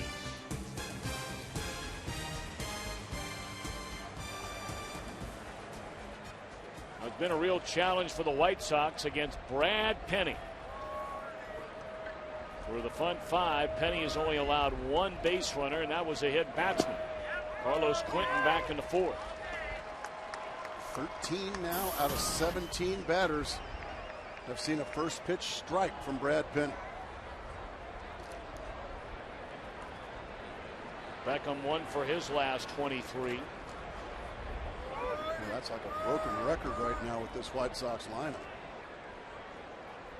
And of all the guys in it, the guy you hear about really pressing the most is this young man right here. Because the other guys have been around, by and large, for a long time. He's trying to stay in the big leagues. And Beckham came up a couple of years ago, #1 pick, set the world on fire after going hitless in his first 13 at-bats, but he took off. Then last year, the first 3 months of the season, could not buy a hit. Came on strong the last half. And here he is for a second straight year, having already been dropped from a new #2 spot in the batting order down near the bottom of the order. And all it takes is for the Chicago White Sox to just win a few games, then all the pressure's taken off of Beckham. They're not expecting this guy to carry the mail. That should be done by Quentin, Konerko, Dunn, Rios, those guys. This guy shouldn't be expected to carry the load. So if you just win a few games, now all of a sudden the kid's not going to put as much pressure on himself, which is the case right now. 3-1 account on Beckham. And a routine one-hopper. 1 out. 5 1/3 innings, the longest Brad Penny has ever gone in a no-hit bid. Back on May the 6th in 2005 against Cincinnati, it lasted 5 1/3 innings, but never longer. He's 1 out away from besting that.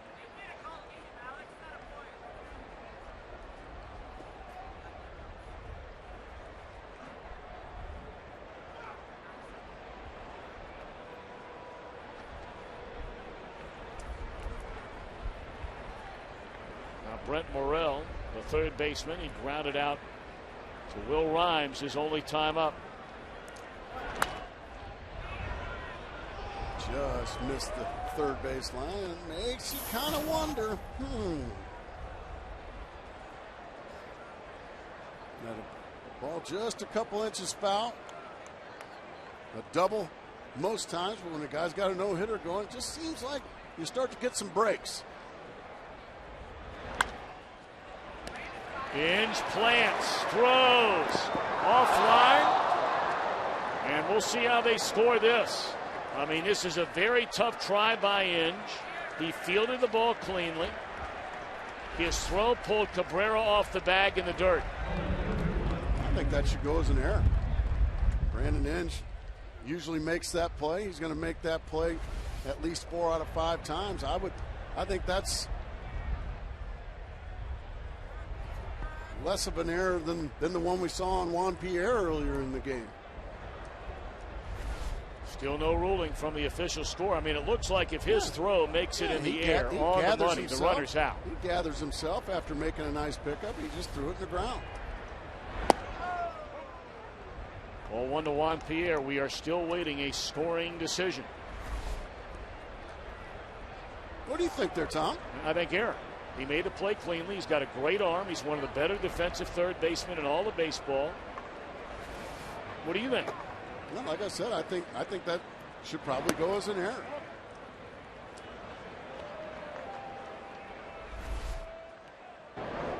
What do you think at home, folks? Nice play.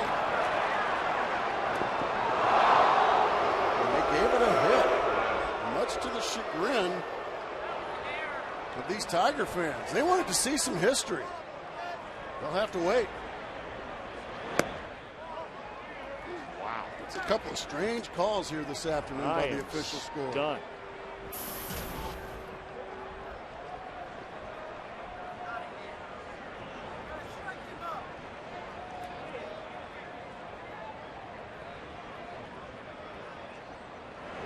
course, you had the error charge to the man at the plate. On a diving play that he didn't come up with it, he got an error. And then on a play that Brandon Inge is going to make at least 4 out of 5 times, they give a base hit. And I'll bet you nobody feels worse right now than Brandon Inge. Because he knows he's going to make that play. Strike 2. 3-2 on Pierre.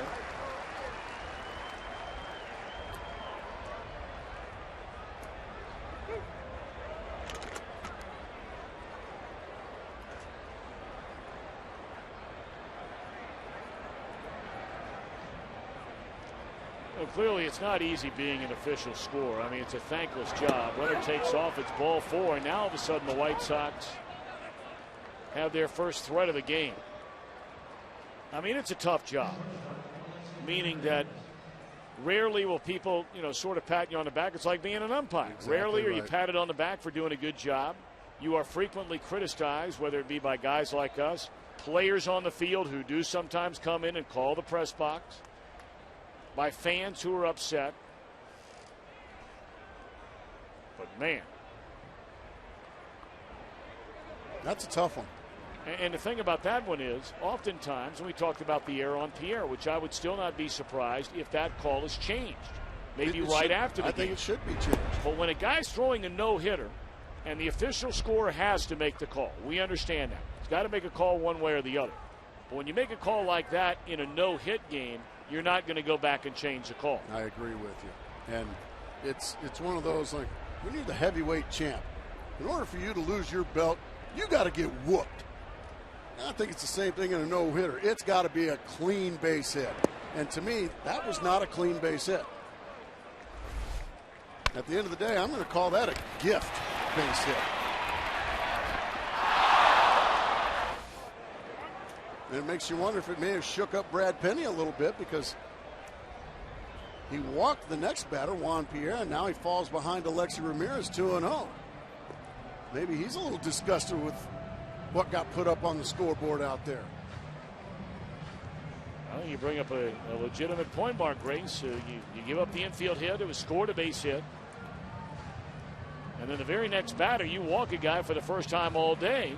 And here you've fallen behind another batter 2-0, and you haven't fallen behind anybody virtually the entire game. Villarreal, the right-hander. Tigers have double barrel action out in the bullpen here in the top of the 6th. Daniel Schlereth is a left-hander, and Villarreal, the right-hander.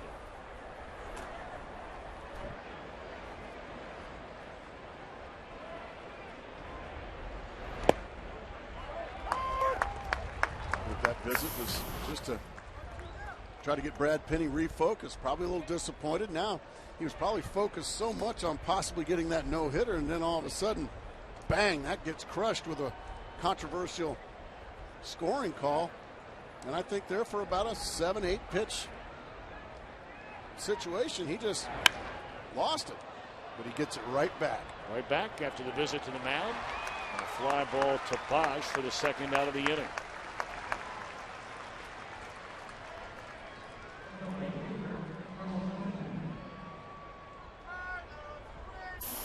There you saw a moment ago right there. They're still talking, in fact. First time that Penny's over been by the third baseman Brandon Inge, backing up third in case a throw is coming in from right field. And clearly Inge saying something to him. As you pointed out, Mark Grace said no one feels worse than that guy.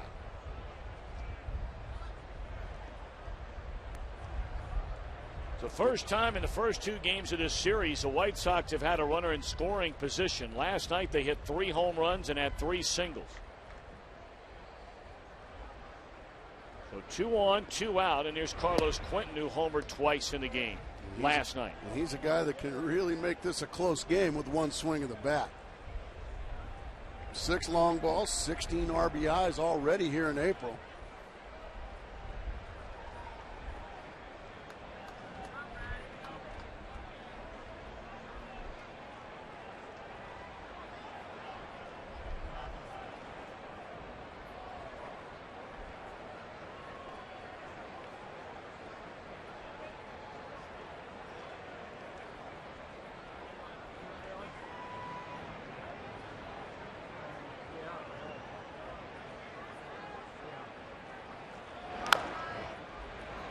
1-1 on Quinton. Took something off that pitch right there and had Carlos Quinton way out in front. He's made some awfully good pitches to these guys in the middle of the order. Quinton, Konerko, Adam Dunn. Konerko struck out twice, Dunn once. Quinton could have easily been called out on strikes the pitch before he was hit.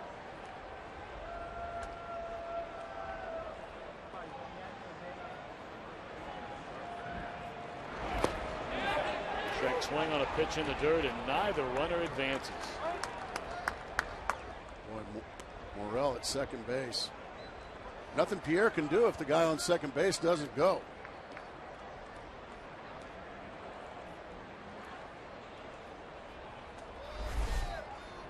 And this ball gets away by quite a significant amount from Avila. So now it still takes an extra base hit to score a couple instead of just a single to score a couple.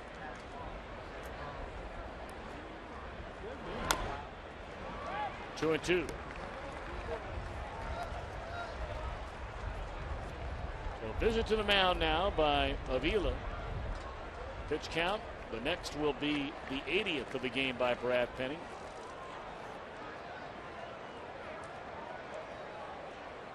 He's starting to get to that point in the ball game where Jim Leland's got a bunch of guys he can call down there in his bullpen that can come in and get you out.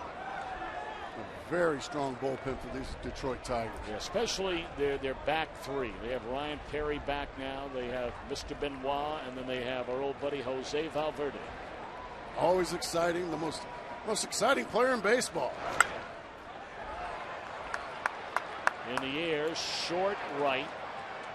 And out to get it is Rhymes. So a controversial call breaks up a no-hitter. 5-0 Tigers.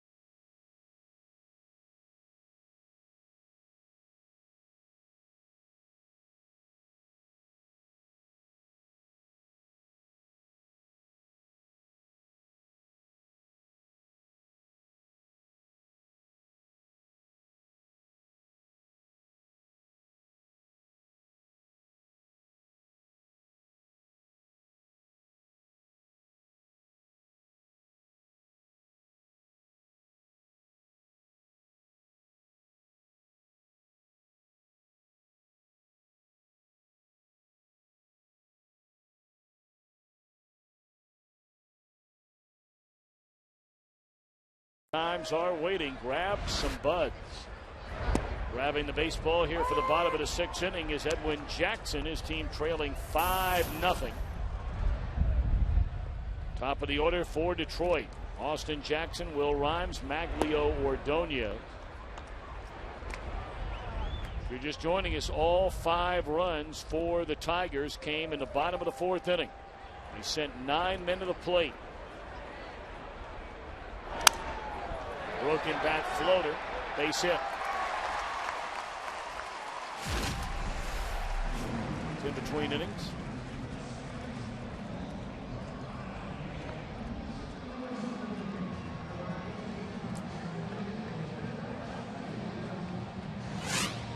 Both Brandon Inge and Brad Penny. Inge might have said, Gracie, does it happen, out there in the field today? After the inning, I want to see you. Yeah, quite possibly. I don't know if there was anything there. Just like, hey, sorry about that. It would have been nice, but one thing about Brandon Inge, he owes nobody an explanation. He's one of the best third basemen in the game and one of the most stand-up guys in the game. And I'm sure he feels bad about it. And Brad Penny's the same way. Hey, don't worry about it. We got through it unscathed. I still got work to do. And it should be noted, there's a bunt foul. Our buddies over on the Tigers radio broadcast side, Dan Dickerson and Jim Price, they both thought it was a hit. We went over there and saw him in between innings. And they both to a man thought that the official scorer got it right. That's the great thing about baseball. As we can sit here tonight, staying in town, maybe over dinner, discuss that play the rest of the night. That's the fun thing about it. And there they are. They do a great job. There you get a look at Jim Price on the left, and Dickerson on the right. And, of course, our longtime friends over in the White Sox radio booth, Farmio, Ed Farmer and Darren Jackson. Former teammate of mine, Darren Jackson. Of course, Ed Farmer is the self-proclaimed biggest Notre Dame fan on the planet. There's Farmio on the right, Darren Jackson on the left. Of course, Ed Farmer pitched for these Tigers. He's a funny man. Oh, really man. Runner going, and that's a foul ball. Jackson had a very good jump as well. Austin Jackson, that is. Edwin Jackson kind of fell asleep on him.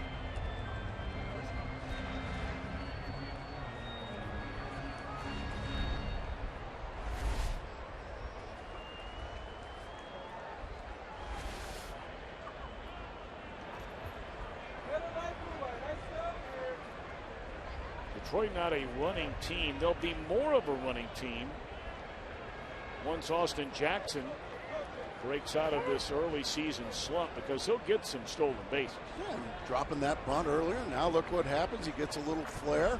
Sometimes it's just a little thing like that that can get somebody going like Austin Jackson. Just too talented to hit in the mid-100s. The White Sox pitchers are not giving Pierzynski or Castro a chance to throw anybody out. I mean, they have allowed 17 stolen bases in 19 attempts, and one of the guys thrown out last night, Maglio Ordonez, and that was a botched hit and run. Right.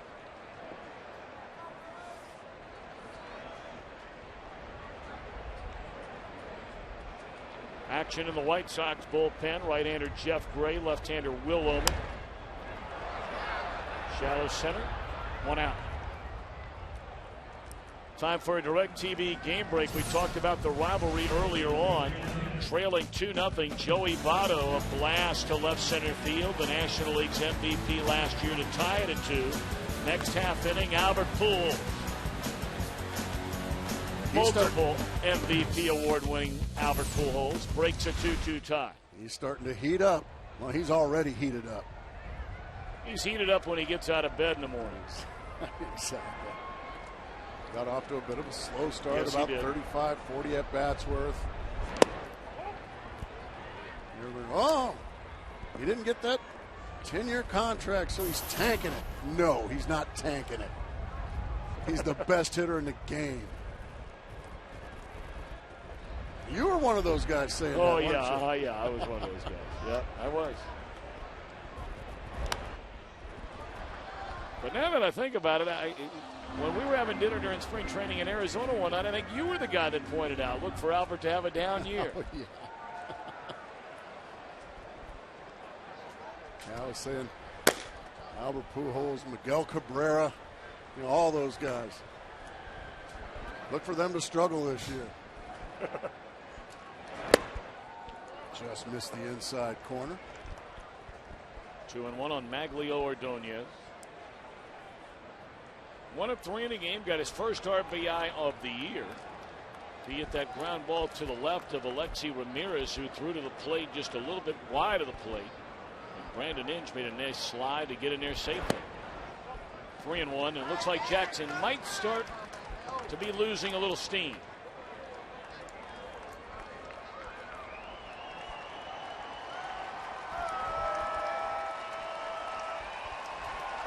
Joaquin Benoit, hard-throwing right-hander, brought in as a free agent, cranking it up.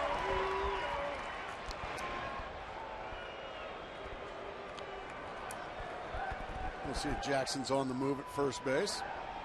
A trustworthy hitter in Maglio Ordonez. You got a 3-1 count. You trust him to pick out a strike and put a good swing on it. I like putting the guy in motion here. And he is running. And it's ball 4. And you wonder, is that going to do it for Edwin Jackson? I think it just might. Ozzie Guillen hasn't moved over in the White Sox dugout. Third walk of the game issued by Jackson. And he's going to stay in there to face right-handed batting Miguel Cabrera, it looks like. Cabrera 0 for 2. He's flied out and grounded out. Grounded into a 6-4-3 double play his last time up. Cabrera still the only Tiger in their lineup to have not reached base. Strike 1. 100th pitch of the game by Edwin Jackson. That's a lot of pitches through 5 1/3.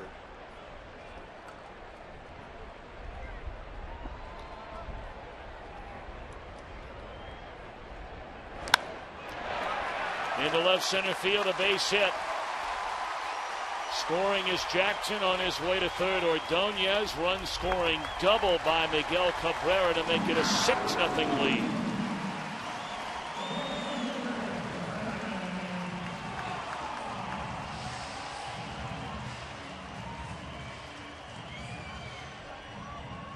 Well, Ozzie still hasn't moved. Maybe an intentional walk coming here, but look at that pitch. 6 inches inside. Miguel Cabrera, just such a great hitter. Finds a way to cut it off and rip it into left center field to add on for the Tigers. Bosch will indeed be intentionally walked, and they generally like leaving the pitcher in the game to issue an intentional walk rather than asking a guy to come in from the bullpen and throw the first 4 wide.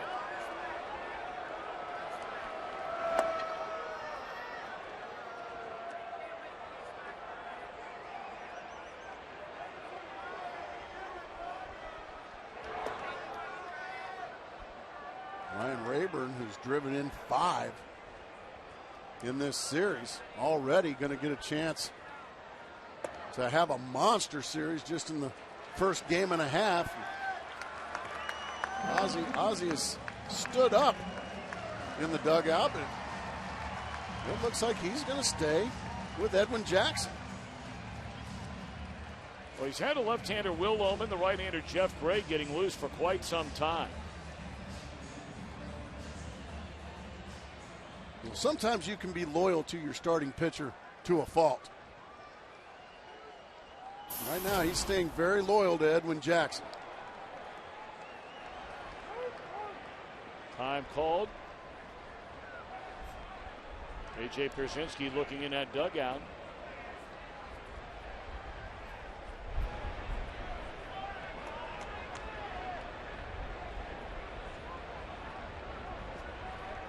Rayburn already, as we mentioned, 4 RBIs last night, 1 more here today, and he has them loaded. And he'll get another run batted in on this fly ball to Rios. Tagging and scoring Ordonez. A 7-0 Detroit lead.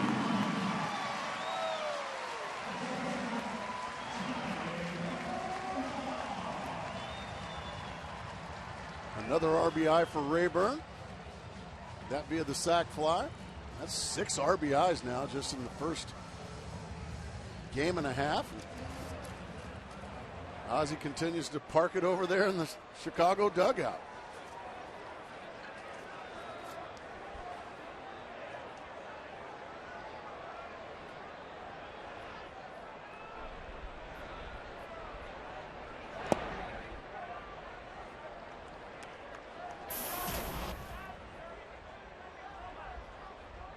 Tony Pena gave him 2 1/3 innings last night out of the bullpen. Following Mark Burley, no one else from the bullpen pitched last night. Of course, they've gone an extended period of time here with so many games lined up in a row, and clearly they've fallen behind so frequently they've had to go to their bullpen regularly.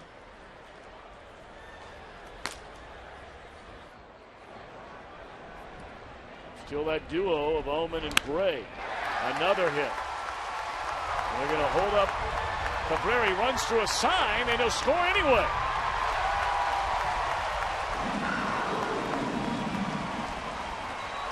Gene Lamont, the former White Sox skipper and now third base coach under Jim Leyland, put up the stop sign, and the big man just kept on rolling. And you got to believe mercifully, and it will be, that's all for Edwin Jackson today. You'll see the stop sign here from Gene Lamont. Nope, I'm going to keep going. Ended up making the right decision. As long as you're safe, you won't get yelled at for running through a stop sign. And as you said, mercifully, Ozzie Guillen finally going to come get the baseball from Edwin Jackson. 8 runs allowed by Jackson in the start today.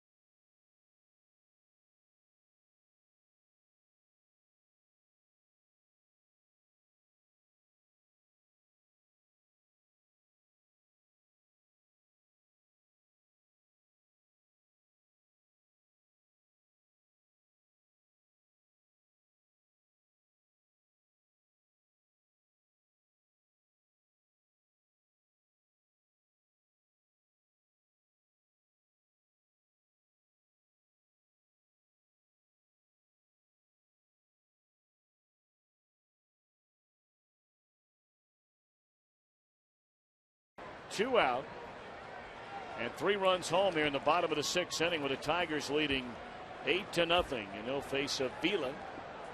109 pitches for Edwin Jackson. Allows 12 hits in 5 2/3 innings along with 4 walks, 8 runs, 7 earned, and of course 2 runners out there are his. And unfortunately for Edwin Jackson, just the bases were full of Tigers all afternoon. One huge inning in the 4th. They got to him 5 times, and then here 3 more thus far here in the 6th.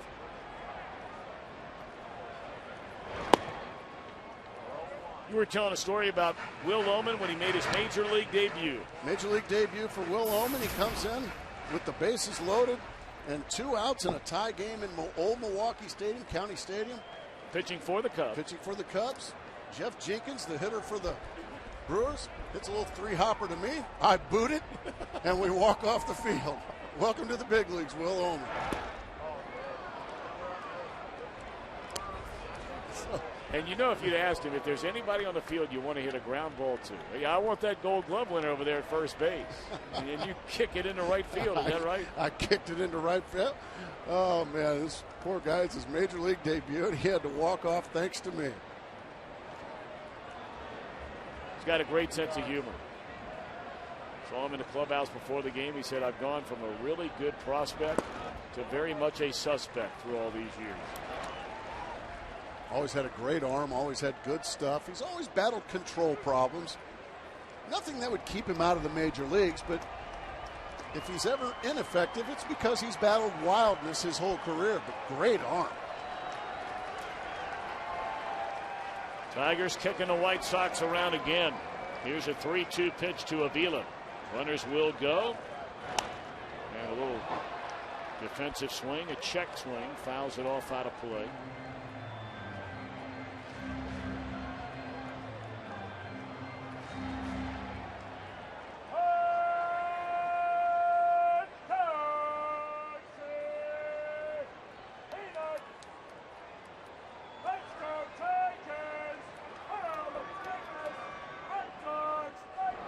Big league peanut vendor down there. I see your pass list has made it today. Fouled off again.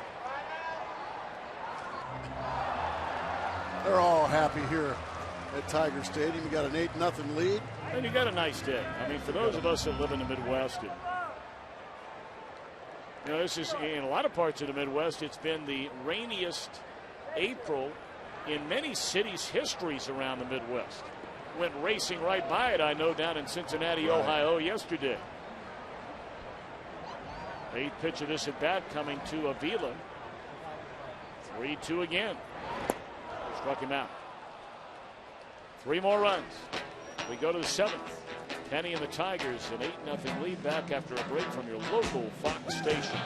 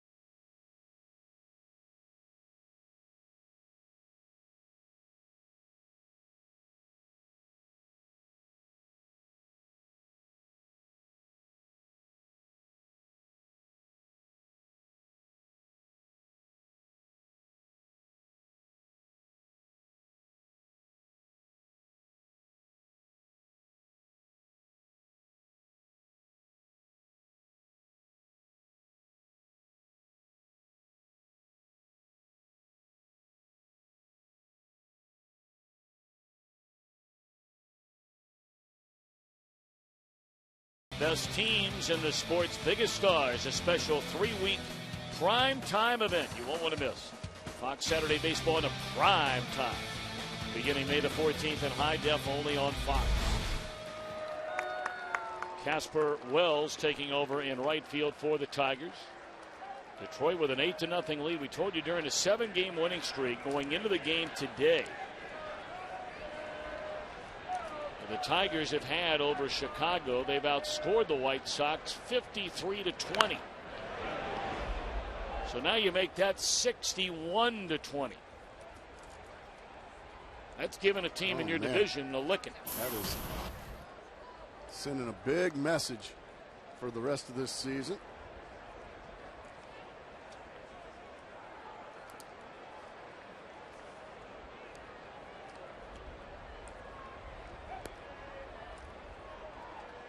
And despite the 8 runs scored so far by Detroit, and they have at least 2 more at bats to go, if there's not another hit by the White Sox in this game, that's the only thing they're going to be talking about the rest of tonight and into tomorrow. The no-hitter that could have been. Yeah, you almost hope that we don't get another controversial no-hitter here at Tiger Stadium this year after what happened to Armando Galarraga last year. Right. Wow. Oh, this is fresh stuff here, Brenneman. Beautiful change up there from Brad Penny. Wow. Well, yeah, you almost hope while Brad Penny's in the game that he gives up another hit just to put it all to bed.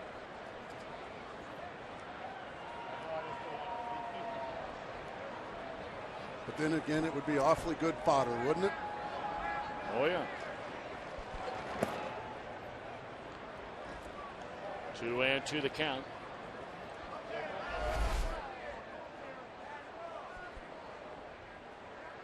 Well, a lot of times it's excusable for, yeah. Think he's buying his excuse? No. On the ground is short, and Peralta will throw out Canoco to begin the 7th inning. Of course, the big free agent sign for the White Sox during the offseason, Adam Dunn. 38 or more home runs since 04. 5 times Albert's done it. 4 times Ryan Howard every year. 7 in a row for big Adam Dunn. That's something. It's pretty slick right there. That is really nice. I like that. That gets me fired up. Been a struggle so far here for the White Sox for the big fella.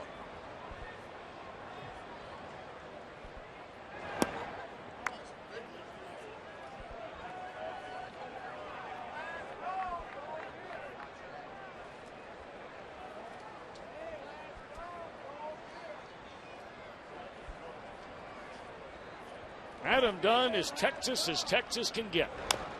A lot of people like to say he is from Houston, Texas. In fact, he is from Porter, Texas. And there's a big difference. Porter, Texas is a town of about 7,000 people. It's 40 miles outside of Houston. The Dunns have lived there for over 40 years. When they decided Houston got too busy way back when, off they went to Porter, Texas. And there they have stayed very happily. In fact, their family owns an entire street. Huh?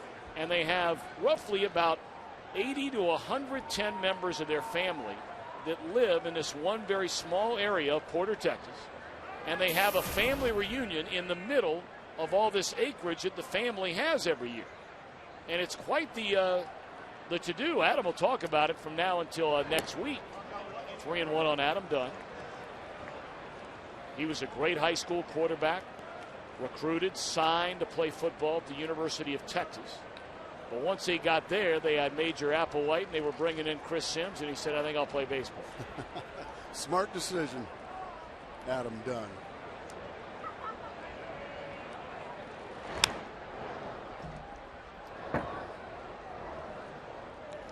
He's just one of those guys that's fun to watch because, as you saw with all the home runs he hits, you just don't go to the refrigerator. You don't go out to the mailbox when he's hitting because something special just may happen.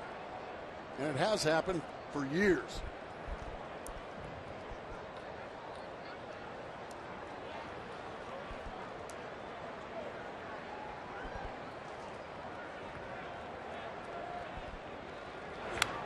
I just want to know if you're a defensive back when he's playing quarterback in high school football, Maybe you're a linebacker.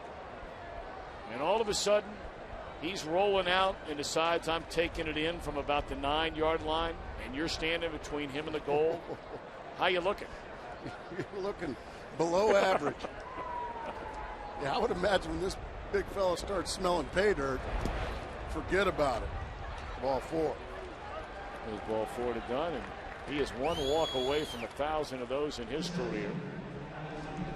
And now it's time for the Just for Men Keep Your Edge spotlight. Just as Brad Penny gives the Tigers the edge, you too can keep your edge with Just for Men mustache and beard.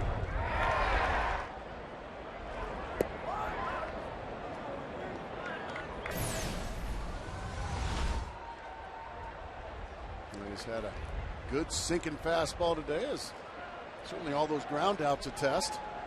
He's just been brilliant, in a word. Off the end of the bat, fly ball to left center field will be run down by Rayburn. Nearly a collision out there with Austin Jackson.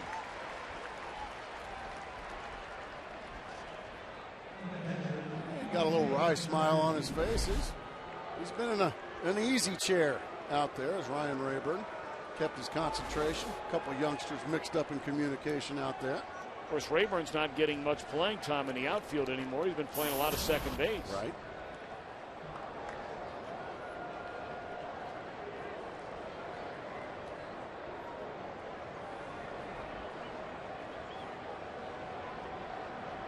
8 runs, 12 hits for Detroit. 5 of the runs came in the 4th. The other 3 came in the 6th. Only 1 hit allowed by Brad Penny, an infield hit. With 1 out in the 6th inning by Brent Burrell. Benj went far to his right to get it off a second hop. Ball was hit hard. But Inge's throw pulled Cabrera off the bag, and it was ruled a base hit. Inning over. They stand and stretch in the Motor City. 8-0, Tigers in front.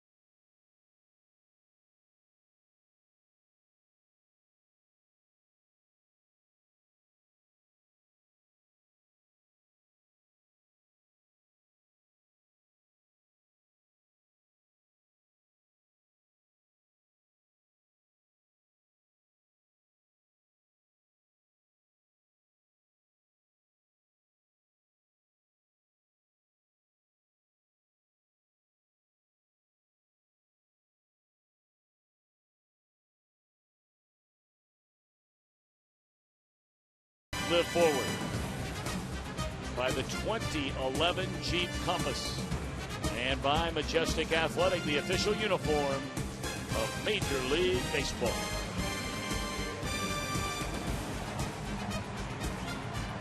Eight nothing. Tigers in front. And a big pat on the back from his manager, Jim Leyland. One heck of a job. indeed for Brad Penny. 1 infield hit in 7 innings. That gives you an idea that his day is over. He walks 2, strikes out 3, and hits a batter.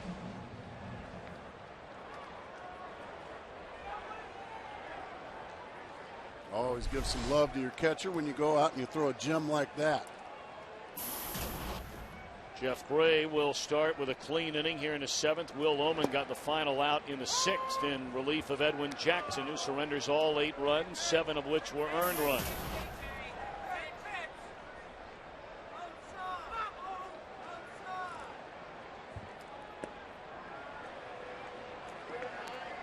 Well, we talked about at the very beginning with the White Sox how they had a lead in their first 13 games of the year.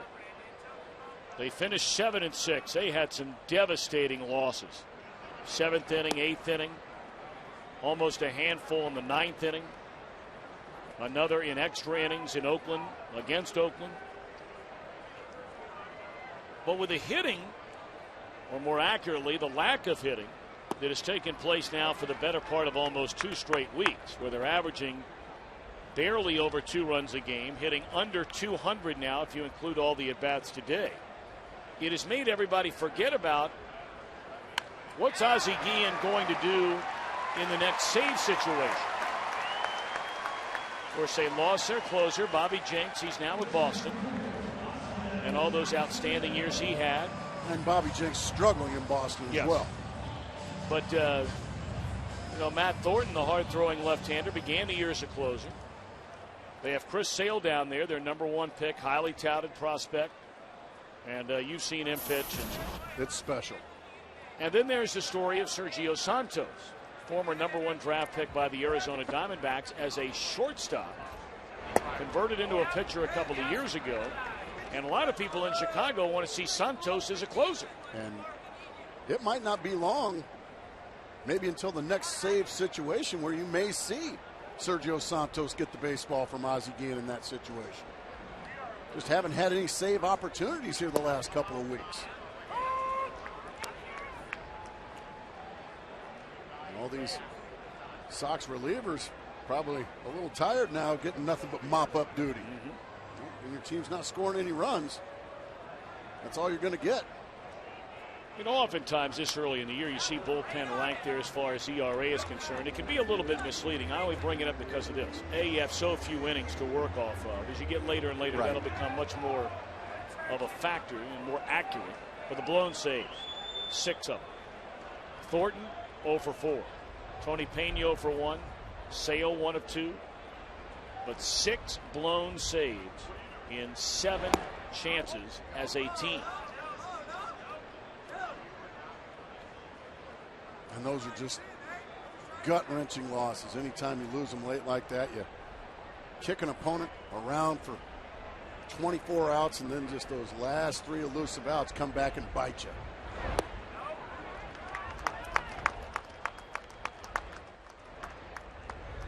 Those are the losses that stay with you for a couple of days.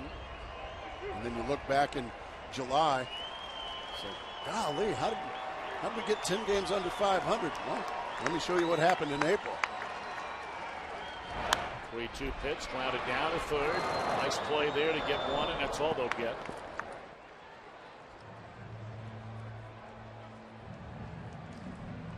Well, you probably heard about the MLB Fan Cave. 2 lucky guys are watching every baseball game during the entire year. They're sharing their experiences with fans throughout the entire season-long adventure. Check in with them at MLBFanCave.com to see the latest. Gracie, would you be up for something like that? Oh, I'd love to visit the Fan Cave. No, I mean be the guy, one of the 2 guys in there, take one summer, spring, summer, fall, and just hang out in a man cave all summer. No. I love baseball. I don't know if I love it that much. I mean, I can promise you those 2 guys probably are not married. There's no chance of that. There's better chance of getting hit by a meteorite than those guys being married. Right. So. And another thing is for sure, their dating life, if they're not married, has been severely hampered. Has a wrench to in the breakfast engine and lunch. right now. There's a fly ball to left field. the second out of the inning. It's a novel concept for some guys.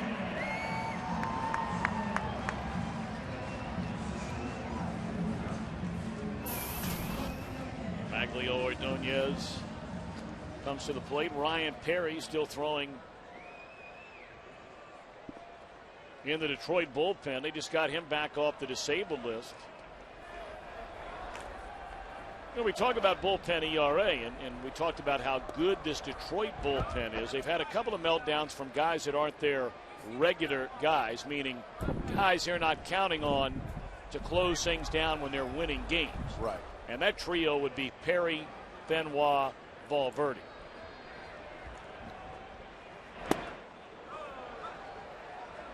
Just read back and threw a 94-mile-an-hour fastball right by Maglio Ordonez.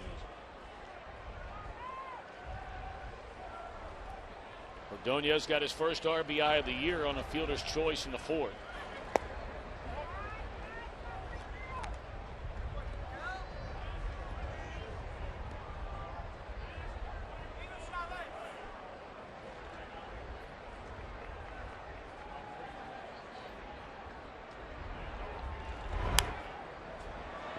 Two and two on Ordonez. Well, the Tigers, looking ahead to this season progressing, and there's so long to go. But they're hoping that as the weather gets better, Ordonez and his ankle problems, his foot problems, his heel problems, all, of course, emanating from the broken ankle a year ago, will get better. We'll have Victor Martinez back in a couple of weeks off a DL. And maybe a return for Carlos Guillen when all is said and done. I'm on the way to the fan cave.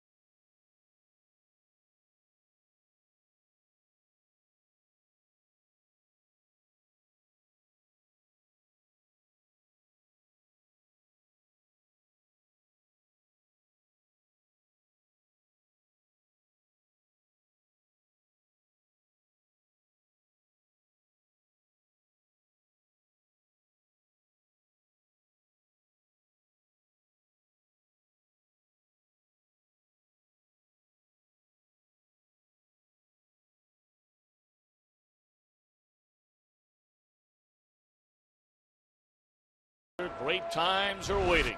Grab some buds.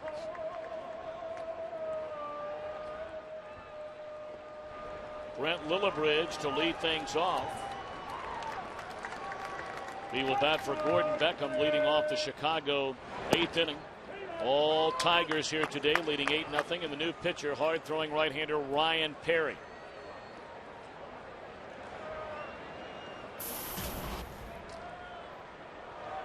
Perry had quite an eventful day a couple of days ago.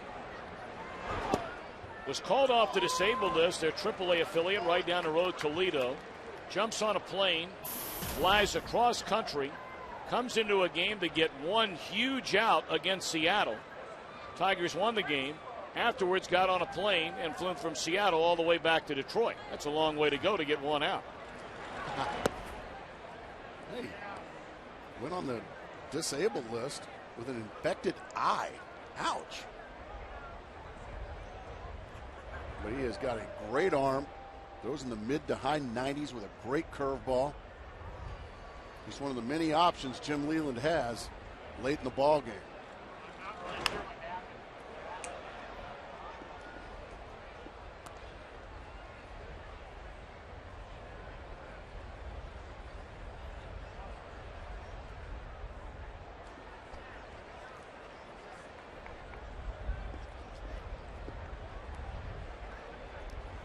One ball and two strikes on Lillibridge, who got off to that great start last year for the White Sox, tailed off near the end, and he dumps one into right field, a base hit.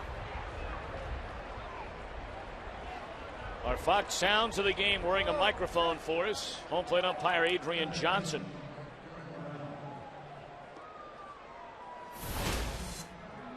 You make sure you stop these. You make sure you stop these. Stop these balls. Isn't he the one of the couple you have? Telling the catcher, you make sure you keep these balls from hitting me. If he throws one of those curveballs into the dirt.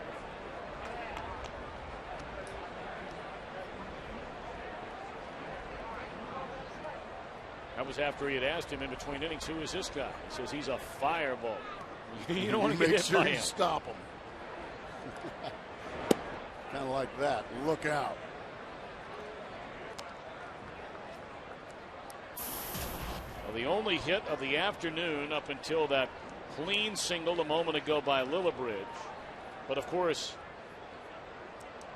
everybody's going to talk about the scoring decision on the infield hit by Morel, which is the only hit through 7 innings today for starter Brad Penny. Here it is. We both thought it should have been an error. Be the judge.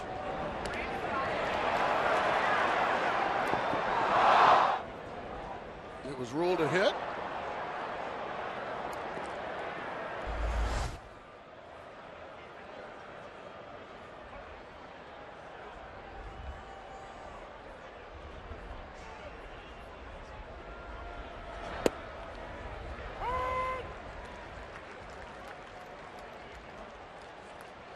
Three and one account on Morel, 1 of 2 in a game.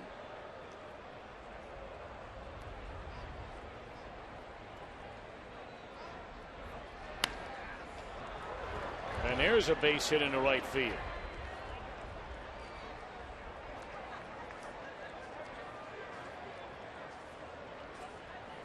Right now, the Chicago White Sox basically saying anybody but Brad Penny. Morel rifles that one into right field. Martin's going to come on and hit in the spot of Juan Pierre. Tien has seen some time as you look at the final numbers on Penny here today. The 1 infield hit, no runs.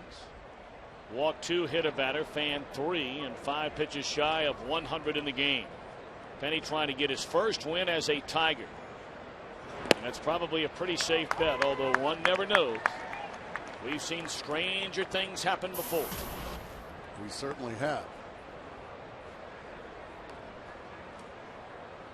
Taking a little bit of time at third base.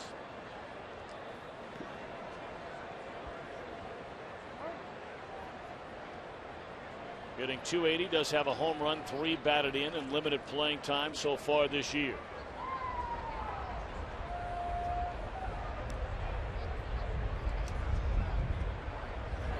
Only the second runner in scoring position all day today. In fact, only the second one in this entire series so far for the White Sox.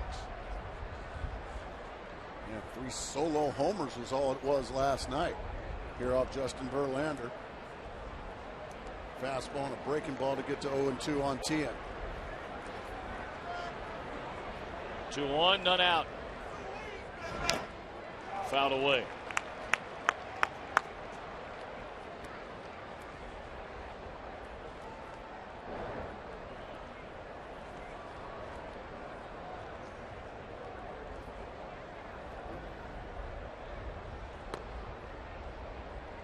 Perry, the #1 pick out of the University of Arizona 2.5 years ago. Signed by Brian Reed, the scout, whose father has been the right-hand man of Dave Dombrowski for a long, long time, Scott Reed. Perry gets his first out here in the inning. He just blew away Tien with a 96-mile-an-hour fastball.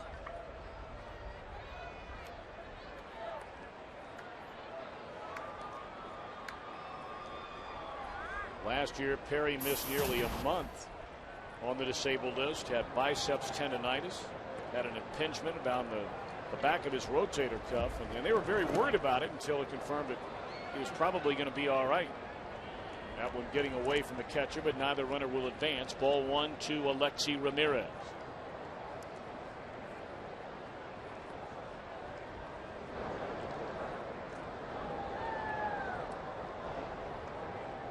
Ramirez batting in a 2-hole for the first time all day today. You see all 3 hits coming from the final 2 batters in their order.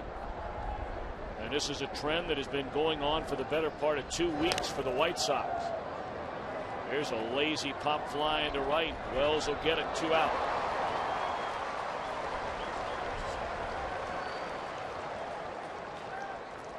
Well, Fox Saturday Baseball returns next week. Many of you will see the Cardinals go to Atlanta to battle the Braves. Other the Angels against the Rays, or the Mets and the Phillies. Special time, 12:30 Eastern, 9:30 Pacific. Beginning with This Week in Baseball. Check local listings for the game and start time in your area. Where are you going next week, Mr. Grace? Next week, I will be in Atlanta, Georgia. It's a big league game. That is a big league game. Looking forward to it.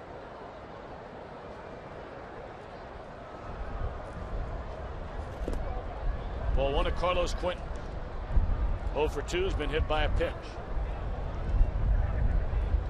Wind's starting to really pick up now here at the ballpark. Casper Wells had a little difficulty with that last fly ball.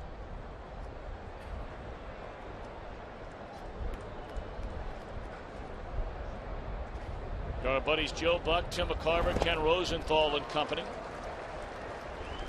Their producer Pete Macheska, their director Bill Webb, and that crew, they are sitting through another rain delay in St. Louis. They got 7 innings in that game. And they have been in a rain delay for a better part of 40-45 minutes. Had to spend some time in a shelter last night due to twisters going through St. Louis, Missouri. Many have seen the video by now of all the major damage done in and around St. Louis, and certainly our thoughts and prayers with all of the folks there and so many other areas we've read about recently in Oklahoma, Virginia, North Carolina.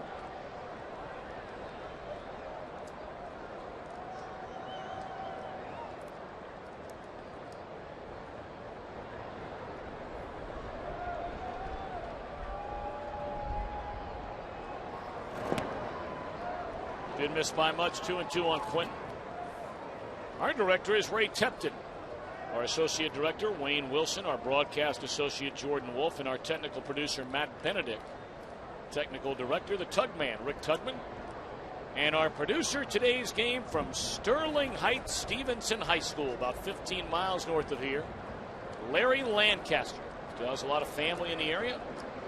And always nice for Larry and all of us to get to Detroit.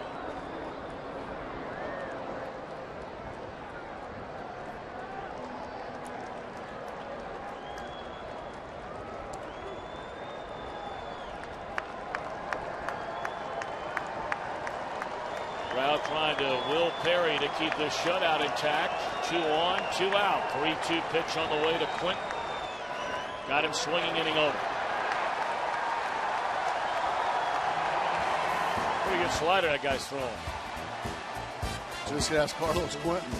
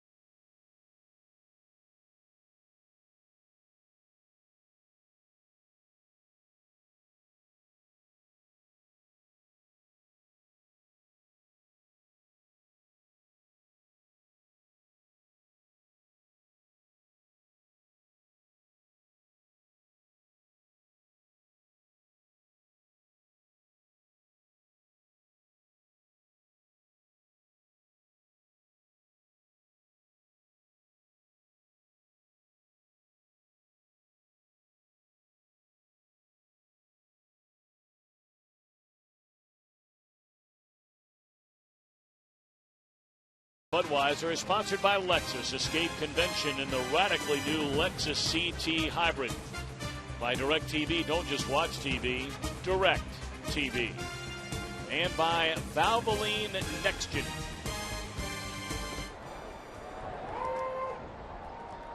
Jeff Gray still on the mound for Chicago. White Sox trailing the Tigers 8-0. Bottom of the 8th inning. Miguel Cabrera, 1 of 4, a run-scoring double. His last at bat in the 6th inning.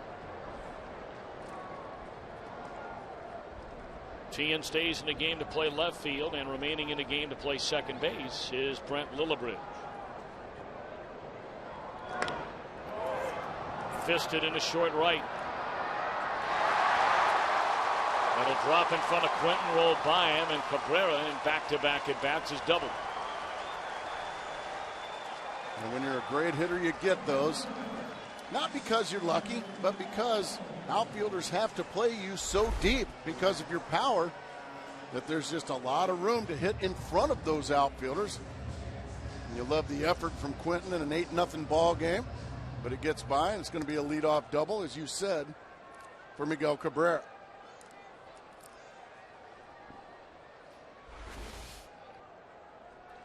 Batting for the first time in the game is Casper Wells after replacing Brennan Bosch.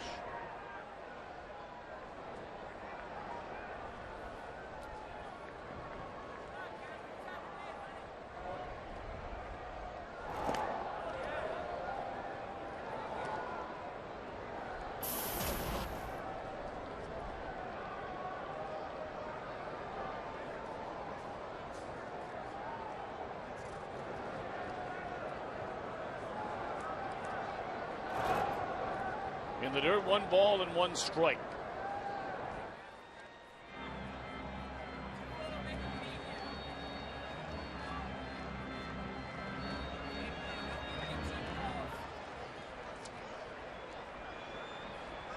These are the games when you're a catcher, boy, and your team's getting thumped, and he's a little disheveled right now. That'll happen. Frustration starting to set in. Your team's struggling. You're down 8-0 late in the ball game. You're getting balls in the dirt right off your rib cage and off your shoulder blades. You know, one of the most curious things that I can remember over the last decade or so, you know, Pierzynski has all those great years in Minnesota. Right. The 1 year he goes to play for the Giants, and all of a sudden, you know, there are a number of these Giants pitchers that are, you know, talking to the press behind Pierzynski's back and saying not so many nice, flattering things about him. And then, of course, A.J. naturally is going to call him out on the carpet. Absolutely. And nobody wanted to own up to it. And the point I'm making is nobody said anything bad about Pierzynski who played with him forever. Nobody has said anything bad about him that's played with him since. And the 1 year, you know, Mark, it almost makes you wonder, you know, were you just playing with a bunch of, you know, clowns there for a little while? Because this guy has earned unbelievable respect throughout his career from the guys that played with him. I think absolutely. I think a lot of times those pitchers that were probably giving it to A.J. Pierzynski probably didn't pitch very well. That's the bottom line. And I'm not saying everybody, as that was a shattered bat and a ground ball to short, but a lot of times if a pitcher is throwing to a catcher and throwing very well, he's probably going to be more apt to praise that catcher. Now, if a guy has a stinky year, well, it wasn't my fault. It was my catcher. Right. You know, yeah, it's alibi Ike right there. Who did you to blame? And when you had a rare bad year, that was usually I had to look in the mirror, and you have to be in order to be respected, you have to be able to look in the mirror. And A.J. Pierzynski is a pro's pro. Now, I don't want anybody to misunderstand me now. Now, the sun got in my eyes a lot, though. I know it did on all those day games. But there have been players on other teams that don't like A.J. Pierzynski, and that's because of all the fire and the passion and that he brings each and every day to his job, especially in his younger days. As that one is smoked into left field by Rayburn. What a series for Ryan Rayburn. 4 RBIs last night, 3 more here today.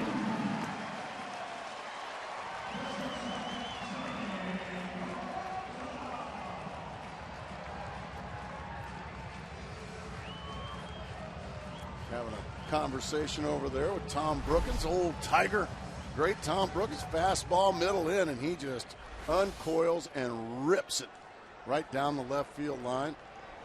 7 RBIs in the last 2 games. Man. So a 9-0 game, and here's Johnny Peralta.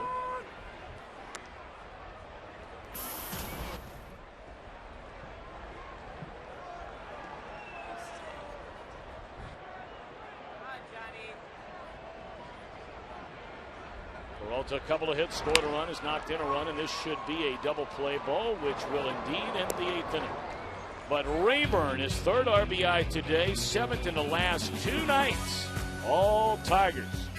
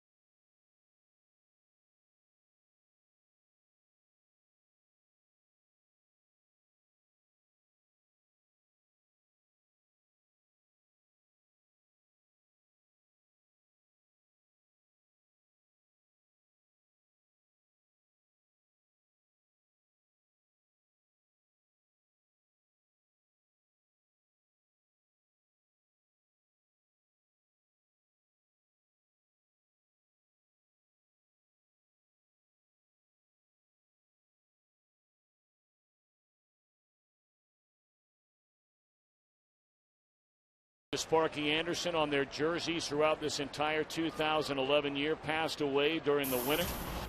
Would have turned 77 this year, and I can tell you from firsthand experience, having known him every day since I was 10 years old, no better guy you'll ever meet in your life. No question. Boy, Rest in we all peace, miss my him. dear friend. Boy, We all miss him. what a guy. What a guy. And it's nice, both franchises recognizing what the main spark meant to both Cincinnati and Detroit. Tough to keep all those great egos in check, and he did a masterful job at it. Not only here, but in Cincinnati. Well, it looked like Kirk Gibson's going to tear some arms off there, didn't it? Yeah. He wasn't far removed from tearing people up in football from Michigan Exactly. State back in those days. 2-2 on Konerko. Al Albuquerque, the new pitcher. Konerko apparently disagreeing with the call. That's more like one of those 9-0 calls.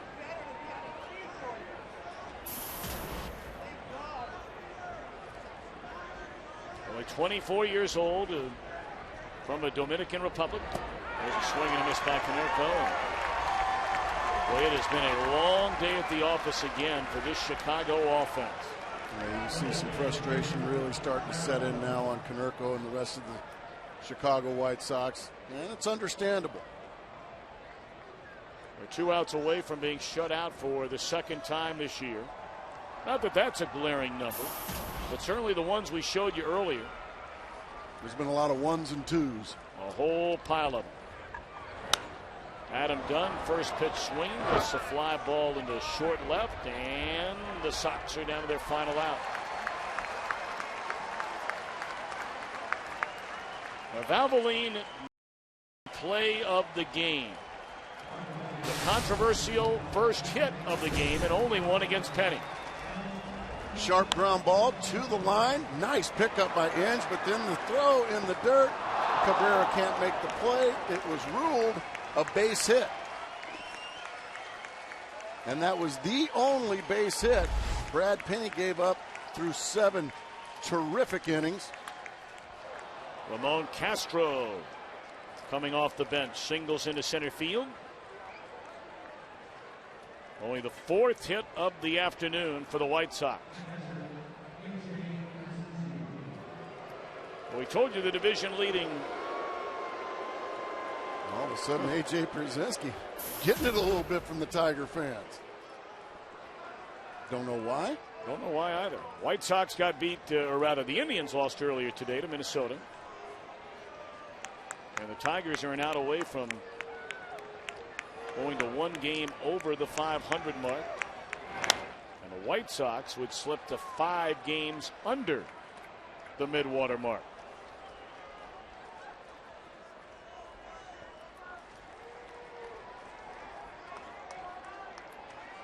We appreciate all of you making us a part of your Saturday here today.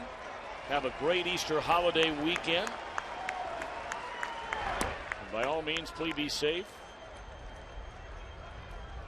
And enjoy your Easter tomorrow. You're back to work tomorrow, Mr. Grace, up in the Big Apple. Heading to the Big Apple for my Easter. And you drive safely back to Cincinnati as that was ripped into center field. That's the way you answer some of those boo birds, right? Yeah, Step up exactly. here and bang one into center. You're going to boo me? I'll just spin the pitcher's cap with a line drive. A couple of catchers showing the White Sox how it's done. Castro right in front of Pierzynski. So now Albuquerque trying to get that final out. It doesn't get any easier for the White Sox tomorrow. Max Scherzer, hard-throwing right-hander, former #1 pick of Arizona. Boy, #1 picks of Arizona are littered all over the place on this field today. There's another one in the Tiger bullpen. Yeah. Daniel Schlereth is a #1 pick of the Arizona Diamondbacks. Was Carlos Quinn the first or a second round? First round. First rounder? Yeah. Brad Penny, an Arizona Diamondbacks draft pick. Along with Connor Jackson as well in Oakland. Yeah, so a whole lot of guys in this ballpark alone.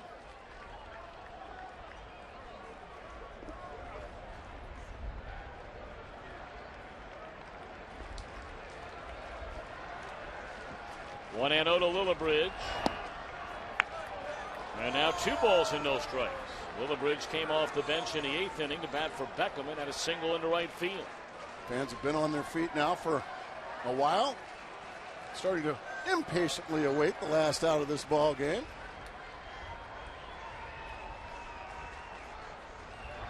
Ball 3.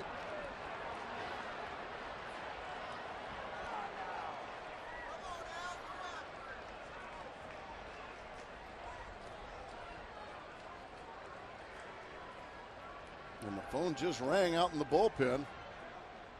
Tigers are scrambling to get somebody up. Knowing Jim Leland, he's not happy with what he's seeing out there now from young Al Albuquerque. He'll get a visitor.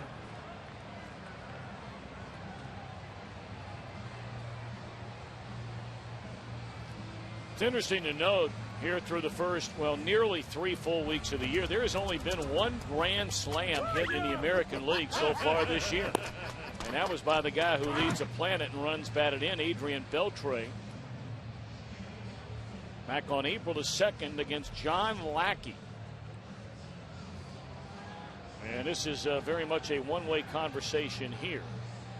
Yeah, this is not a dialogue. It's a monologue.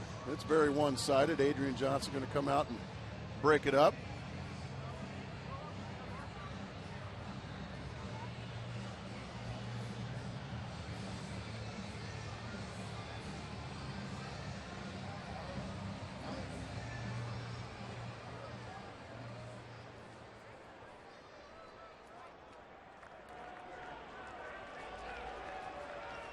Saw Daniel Schlereth down there getting loose just in case he's needed. It's a 9-0 game. They're loaded with 2 outs in the 9th inning. And a good breaking ball there. Strike one to Brent Morrell. A little bit of a facetious cheer from the home faithful.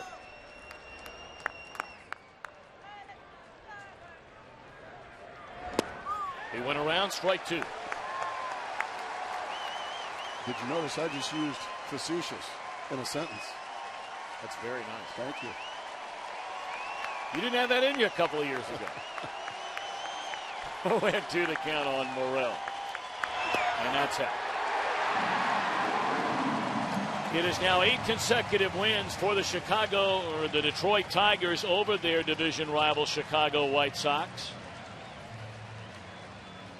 Chicago has lost 9 out of 10 during this current stretch, and they're shut out here today by Brad Penny, Ryan Perry, and Al Albuquerque in a 9-0 final. What an outing by Brad Penny, his first win wearing a Detroit Tigers uniform.